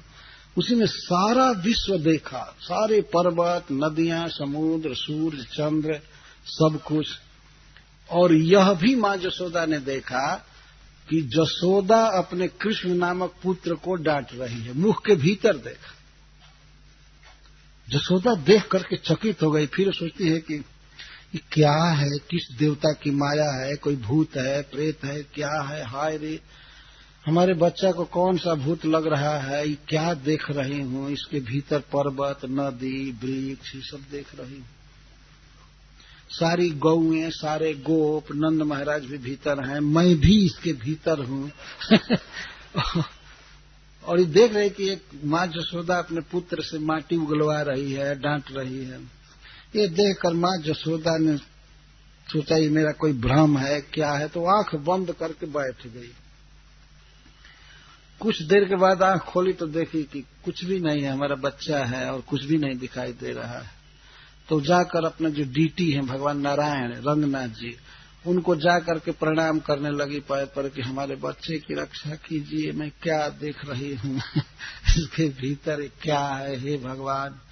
मैं सोचती थी कि मैं ब्रजेश्वरी हूँ, नंद बाबा मेरे पति हैं, कृष्ण मेरा पुत्र है, लेकिन मैं क्या देख रही हूँ। बहुत भ्रम हो गया। फिर बाद में श्री कृष्ण रोने लगे, कुछ खाएंगे पिएंगे। तब माँ को संतोष हुआ, रे इसके भीतर कुछ नहीं था, मेरा कोई भ्रम था, मैं कोई दुस्वप्न देख रही थी, चाहे कुछ देख रही थी, भ्रम था, मेरा बेटा तो ऐसे। तो इस प्रकार श्री कृष्ण का मुख है, छोटा ही था उनका भीतरी भाग सब कुछ, लेकिन उसी में सारा विश्व आटा हुआ था। तो हम लोग जैसे श्री कृष्ण का शरीर परिच्छिन्न नहीं है, देखने में लगता है कि वो इतना छोटा सा शरीर है, लेकिन उसी के भीतर सारा विश्व है, अनंत कोटि ब्रह्मांड है। तो तीन प्रकार से परिच्छिन्नता होती है, देश की परिच्छिन्नता, काल की परिच्छिन्नता और स्वरूप की परिच्छिन्नता। जितने भी गोप सखा थे सबके शरीर विष्णु स्वरूप में अपरिच्छिन्न थे, इसको अनंत कहते हैं। सत्य, ज्ञानानंत आनंद और आनंदाश्च। ब्रह्मा जी ने देखा कि सबका जो श्री विग्रह है, शरीर हो आनंदमय है। सत, चित और आनंद, यहाँ जो शब्द आया हुआ है, सत विजातीय भेद रहित तत्राचैक रसा, सदा एक रूपता। जब तीनों काल में कोई वस्तु रहे लेकिन बदल करके रहे, ऐसा नहीं था, एक रूपता। भगवान सभी काल में एक समान रहते हैं, किशोर अवस्था के रहते हैं सब समय। आद्यम पुराण पुरुषम नवजौवनम च, इसको एक रसता कहते हैं, एक रस रहना, सदा एक रस रहना। स्वभाव में भी भगवान एक समान रहते हैं, स्वरूप में भी एक समान रहते हैं, ज्ञान में, बल में, किसी भी चीज में भगवान का कभी ज्ञान घटता नहीं है, भगवान का कभी बल नहीं घट सकता, धन नहीं घट सकता। ऐसा नहीं है कि भगवान को किसी दिन चिंता होगी कि अब कोई जाप किया जाए, काम किया जाए, नहीं तो वैकुंठ में अब काम कैसे चलेगा। ऐसा नहीं है, उनका धन एकदम बना हुआ है। जैसे सूरज में प्रकाश भरा हुआ है, अक्षय प्रकाश का स्रोत है, नित्य प्रकाश निकल रहा है, ताप निकल रहा है, लेकिन सूरज अशेष तेज है, उसका तेज जैव का त्यों बना हुआ है। देख रहे सूर्य से कितना ताप निकलता है, धरती गर्म हो जाती है, जल गर्म हो जाता है, वायु गर्म होता है, सब कुछ। तो बहुत ताप निकल रहा है सूर्य से, और प्रकाश भी बहुत निकल रहा है। लेकिन क्या मनुष्य समाज के द्वारा सूर्य में कोई ईंधन डालने की व्यवस्था है? और मनुष्य को कहा जाए कि अब सूर्य शीतल होने वाला है, अब अपने पेट्रोल की व्यवस्था करो, यहां से ले जाकर सूर्य में डालो जिससे उसकी ऊष्मा बनी रहे। क्या मनुष्य कर सकता है? कुछ भी नहीं कर सकता। तो जैसे सूर्य में अक्षय तेज है, प्रकाश है, उसी तरह भगवान में अनंत ऐश्वर्य है। तो सूर्य का तो फिर भी प्रलय काल में खत्म हो जाता है, लेकिन भगवान तो अक्षय स्रोत है इन सब के। एक समान रहते हैं, एक समान उनका मूड रहता है, एक समान सब कुछ। एक मनुष्य का मूड अगर 24 घंटा में देखिए तो कितना गर्म ठंडा होता रहता है। कभी क्रोधित होता है, कभी लोभ होता है, कभी उसके मन में काम होता है, कभी यह मनोरथ, कभी वह मनोरथ, और रात्रि के समय सो करके सब भूल जाता है। रात्रि में जब सो जाता है तब मुर्दे की तरह पड़ा रहता है। एक रस कभी नहीं रहता। आज ऑफिस में है तो 2 दिन के बाद सुना जाए तो हॉस्पिटलाइज्ड हो गया है। भगवान ऐसे नहीं है, वो वैकुंठ में ठीक से काम कर रहे हैं और कभी यह सुना जाए कि लक्ष्मी जी उनको हॉस्पिटल ले गई। नहीं, ऐसा कभी नहीं हो सकता है। एक समान रहते हैं। और हम लोग क्या एक समान रहते हैं? कभी नहीं। कभी खांसी है, कभी कफ है, तो कभी हेडेक है, सिर दर्द है, कभी कुछ है, कभी कुछ है, कभी तुलसी प्रसाद खा रहे हैं तो कभी टैबलेट भी खाना पड़ता है। तो ये तो एक रास्ता हुई नहीं। 2 पैर से चलते हैं तो अति बुढ़ापा में डंडा लेकर चलना ही पड़ता है। तो भगवान ऐसे नहीं है कि उनको एक डंडा लेकर चलना पड़े। अनादिकाल से अनंत काल तक एक रस, धन में, सौंदर्य में, ज्ञान में, बल में, जस में, विवेक में, सब में एक समान, एक स्वभाव भगवान का है। जिस पर कृपा करते हैं तो कभी भी उसका तिरस्कार नहीं करते हैं भगवान, कभी त्याग नहीं करते हैं। जे कृपा कर कीन्ह न कोहु, भगवान जब एक बार कृपा करते हैं तो कभी क्रोध नहीं किए हैं अपने जनों पर। गोस्वामी तुलसीदास जी वर्णन करते हैं, जही करुणा कर कीन्ह न कोहु, भगवान करुणा करते हैं, किसी को अपनाते हैं तो उससे चाहे गलती भी हो जाए तो फिर उसको छोड़ते नहीं। जैसे 2 उदाहरण दे रहे हैं कि जहियक बधउ व्याध जिमि बाली, फिर सुकंठ सोई कीन्ह कुचाली, सोई करतूति विभीषण केरी, सपने सो न राम ही हेरी। जिस पाप के चलते भगवान ने बाली का वध किया, वही पाप सुग्रीव फिर किए।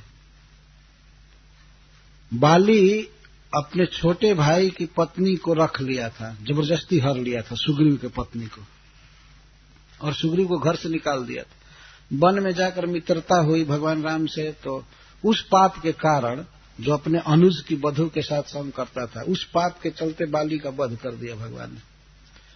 जब बाली का वध कर दिया तो बाली की पत्नी थी तारा, तो तारा को सुग्रीव रख लिए बाली के मरने के बाद।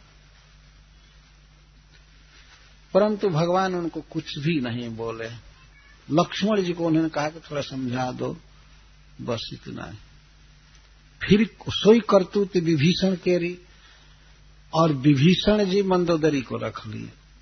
ऐसा लोग कहते हैं, परंतु विभीषण जी को भगवान ने दंड नहीं दिया, क्रोध नहीं किया, उनको शुद्ध कर लिया, अपना लिया। लेकिन जिसको एक बार अपना बना लेते हैं भगवान कभी उस पर क्रोध नहीं करते। लेकिन देवता आदि तो ऐसे होते हैं कि आज उनकी सेवा कीजिए तो खुश रहेंगे, और कल कुछ गड़बड़ी हो गई तो एक गति बाकी नहीं छोड़ेंगे। जैसे इंद्र का उदाहरण है। ब्रज के गोप लोग हर एक साल इंद्र की पूजा करते थे। बहुत पुआ पकाना, पूड़ी पकाना, जिलेबी, लड्डू और दूध का बना पदार्थ सब हर एक साल वे लोग इंद्र को खिलाते थे। तो इंद्र खाने नहीं आते थे, लेकिन इंद्र की पूजा करते थे। एक साल भगवान के कहने से गोपों ने इंद्र की पूजा नहीं किया, गोवर्धन जी की कर दिया। इसी पर इंद्र इतना खौफ हो गया कि पूरे ब्रज को नष्ट करने के लिए प्रलयकालीन बादलों को आज्ञा दिया। वज्रपात हो रहा था, ये हो रहा था, 7 दिन 7 रात लगातार वर्षा होती रही। इतने वर्षों तक गोप खिलाए थे उसको, उसका कोई भी वो शुक्रिया नहीं माना। ये भी सोचता कि बेचारे गरीब गोप है, हर एक साल खिलाए ही हैं, अगर एक साल नहीं खिलाए तो क्या हो जाएगा बताइए। देवता कितने खतरनाक होते हैं, उनकी पूजा नहीं करने वाले सब बचे हुए थे। कंस रहता था मथुरा में, मथुरा में हिम्मत नहीं थी इंद्र की कि एक बूंद पानी बरसा दे फालतू समय में, लेकिन गोप लोग पूजा किए थे इंद्र की, खिलाए थे, कितनी पता नहीं कई सौ साल से उसको खिलाए थे, और उन्हीं गोपों के गौओं की और गोपों की हत्या करने के लिए वो वज्रपात किया, वर्षा किया। देवता लोग ये विचार नहीं करते, ठीक है आज चल रहा है, ठीक है कल गड़बड़ किए तो बस हम भी पूरा साफ कर देंगे। देवता लोगों का यह हिसाब है। रामायण में वर्णन है कि रावण के अत्याचार से उब करके देवता लोग इष्ट गोष्ठी कर रहे थे, मीटिंग कर रहे थे कि रावण कैसे मरेगा। रामचरितमानस में कथा है। तो कोई कहते थे कि बिना भगवान के रावण का वध कोई नहीं कर सकता है, तो भगवान को पुकारा जाए। तो कोई कहता था भगवान यहाँ है, बैकुंठ में है, कोई कहता था क्षीर सागर में। देवता लोग कह रहे थे आपस में कि भगवान को कहाँ पुकारा जाए। तो पूर्व बैकुंठ जान कह को कह पय निधि बस प्रभु सो। कोई कहता था चला जाए बैकुंठ, कोई कहता था कि क्षीर समुद्र में भगवान रहते हैं। सभी सत्य बोल रहे थे। ते ही समाज गिरिजा में रहे हूं, अवसर पाई बचन एक कहूं। शिव जी कहते हैं कि हे गिरिजा, हे पार्वती, मैं उसी समाज में था जहां रावण को मारने की योजना बन रही थी। तो हमसे पूछा गया कि ये उपाय बतावें शिव जी, भगवान कहाँ मिलेंगे। तो शिव जी ने कहा कि हरि व्यापक सर्वत्र समाना, प्रेमत प्रकट हो ही मैं जाना। भगवान सब जगह है, जहां उनको पुकारा जाएगा प्रकट हो जाएंगे। तो रावण को मारने की गोष्ठी में शिव जी भी अपना मत दे रहे थे, अपने डिवोटी को मारने के लिए। देखिए शिव जी की हालत, बहुत पूजा किया था, अपना गर्दन काट करके शिव जी को चढ़ा दिया था। नमः शिवाय कह कर तलवार लिया, गर्दन काट कर हवन कुंड में डाल दिया, शिव जी को अर्पण किया। कोई भक्ति शक्ति नहीं है कि अपना शरीर काट कर दिया जाए, लेकिन वो अवधर दानी तृप्त हो गए। अरे बस तुम एक सिर दिए हो ना, तुमको 10 सिर दे रहा हो। तो उसको 10 सिर हो गया, दशानन। इतनी सेवा किया था शिव जी की। लेकिन जब उसको मारने की योजना देवता लोग बनाए तो उसमें ये भी राय देने वाले थे, और इन्हीं के राय के अनुसार देवताओं ने प्रार्थना किया, जय जय सुरनायक जन सुखदायक। और भगवान ने कहा आकाशवाणी में कि आप लोग जनी डर पहु मुनि सिद्ध सुरेशा, तुम ही लाग धरी हूं नरवेशा, आप लोग डरिए मत, मैं मनुष्य अवतार लेकर के रावण का वध कर दूंगा। तब बताइए, इस प्रकार से अपने भक्त को मरवाने वाले गोष्ठी में भाग लेना, भगवान ऐसा कभी नहीं कर सकते। तो देवता लोग ये विचार करते ही नहीं है कि पहले कितना सेवा किया है। और प्रभुपाद जी कहते हैं कि जब युद्ध चल रहा था लंका के मैदान में, भगवान जब 31 बाण चढ़ाए अपने धनुष पर लास्ट में रावण का वध करने के लिए, तो रावण उस समय शिव जी का ध्यान करने लगा, अब हमको बचाइए, इस अवसर पर बचाइए बचाइए बचाइए। जब रावण की प्रार्थना शिव जी के कान में पड़ रही थी तो शिव जी बिल्कुल अन्य मनस्क हो रहे थे कि जैसे वो सुन ही नहीं रहे। तो पार्वती जी ने उनको बताया, अजी सुनते हैं आपका भक्त कितना बड़ा संकट में है, आज उस पर बहुत बड़ा संकट है, राम मारने के लिए तैयार हो गए हैं, भगवान मारने के लिए तैयार हो गए हैं, बचाइए बचाइए बचाइए, उसको बचाइए। तो भगवान शिव ने साफ कहा, बस चुप रहो, बात मत करो। तो पार्वती जी कहती हैं कि तो अब तक क्यों बचाए, आज नहीं बचा रहे हैं तो अब तक क्यों बचाए। तो भगवान शिव ने कहा, अब तक इसलिए बचाया कि असली मारने वाला आया नहीं था, इसलिए बचाया। अब असली मारने वाला आ गया है तो मैं नहीं बचा सकता हूं, और अब चुप रहो, इसको मरने दो, प्रार्थना में कोई दम नहीं, जो करने दो नमः शिवाय, इसमें कोई दम नहीं। ऐसा साफ उन्होंने जवाब दे दिया कि नहीं, मैं नहीं बचा सकता, बचाने की शक्ति ही मुझमें नहीं है, भगवान आए हैं मारने के लिए तो कौन बचा सकता है। राखे कृष्ण मारे के, मारे कृष्ण राखे के। जब कृष्ण मारने के लिए आए हैं तो कौन बचा सकता है, और कृष्ण बचाना चाहे तो कौन मार सकता है? उन्होंने साफ जवाब दिया। अब हमको बिल्कुल तंग मत करो, डिस्टर्ब मत करो, हमको जपने दो, हरे कृष्णा कृष्णा कृष्णा हरे हरे, हरे राम हरे। और रावण मार दिया गया, समाप्त कर दिया गया। शिव जी हेल्प करने नहीं आए। भगवान का ये स्वभाव नहीं है। भगवान अब जिसको अपना लेते हैं तो अपना लेते हैं, ये उनका स्वभाव है। कहीं भी किसी भी लीला में आप देख सकते हैं। बल्कि कोई दूसरा संकट डालता है भक्तों पर तो भगवान कितनी रक्षा करते हैं। दुर्वासा जी अम्बरीश की जान मारना चाहते थे, लेकिन भगवान ने अपने सुदर्शन चक्र से दुर्वासा को ही तंग कर दिया, अम्बरीश को उस मृत्यु से बचा लिया। मरने वाले थे अम्बरीश महाराज, यदि भगवान नहीं बचाए होते तो। ये भगवान का स्वभाव है। तो इस प्रकार से हम लोग इस स्थान पर देख रहे हैं कि ब्रह्मा जी प्रार्थना कर रहे हैं, देख रहे हैं कि भगवान की सेवा किस तरह से सभी देवता कर रहे हैं और सब कर रहे हैं। तो आगे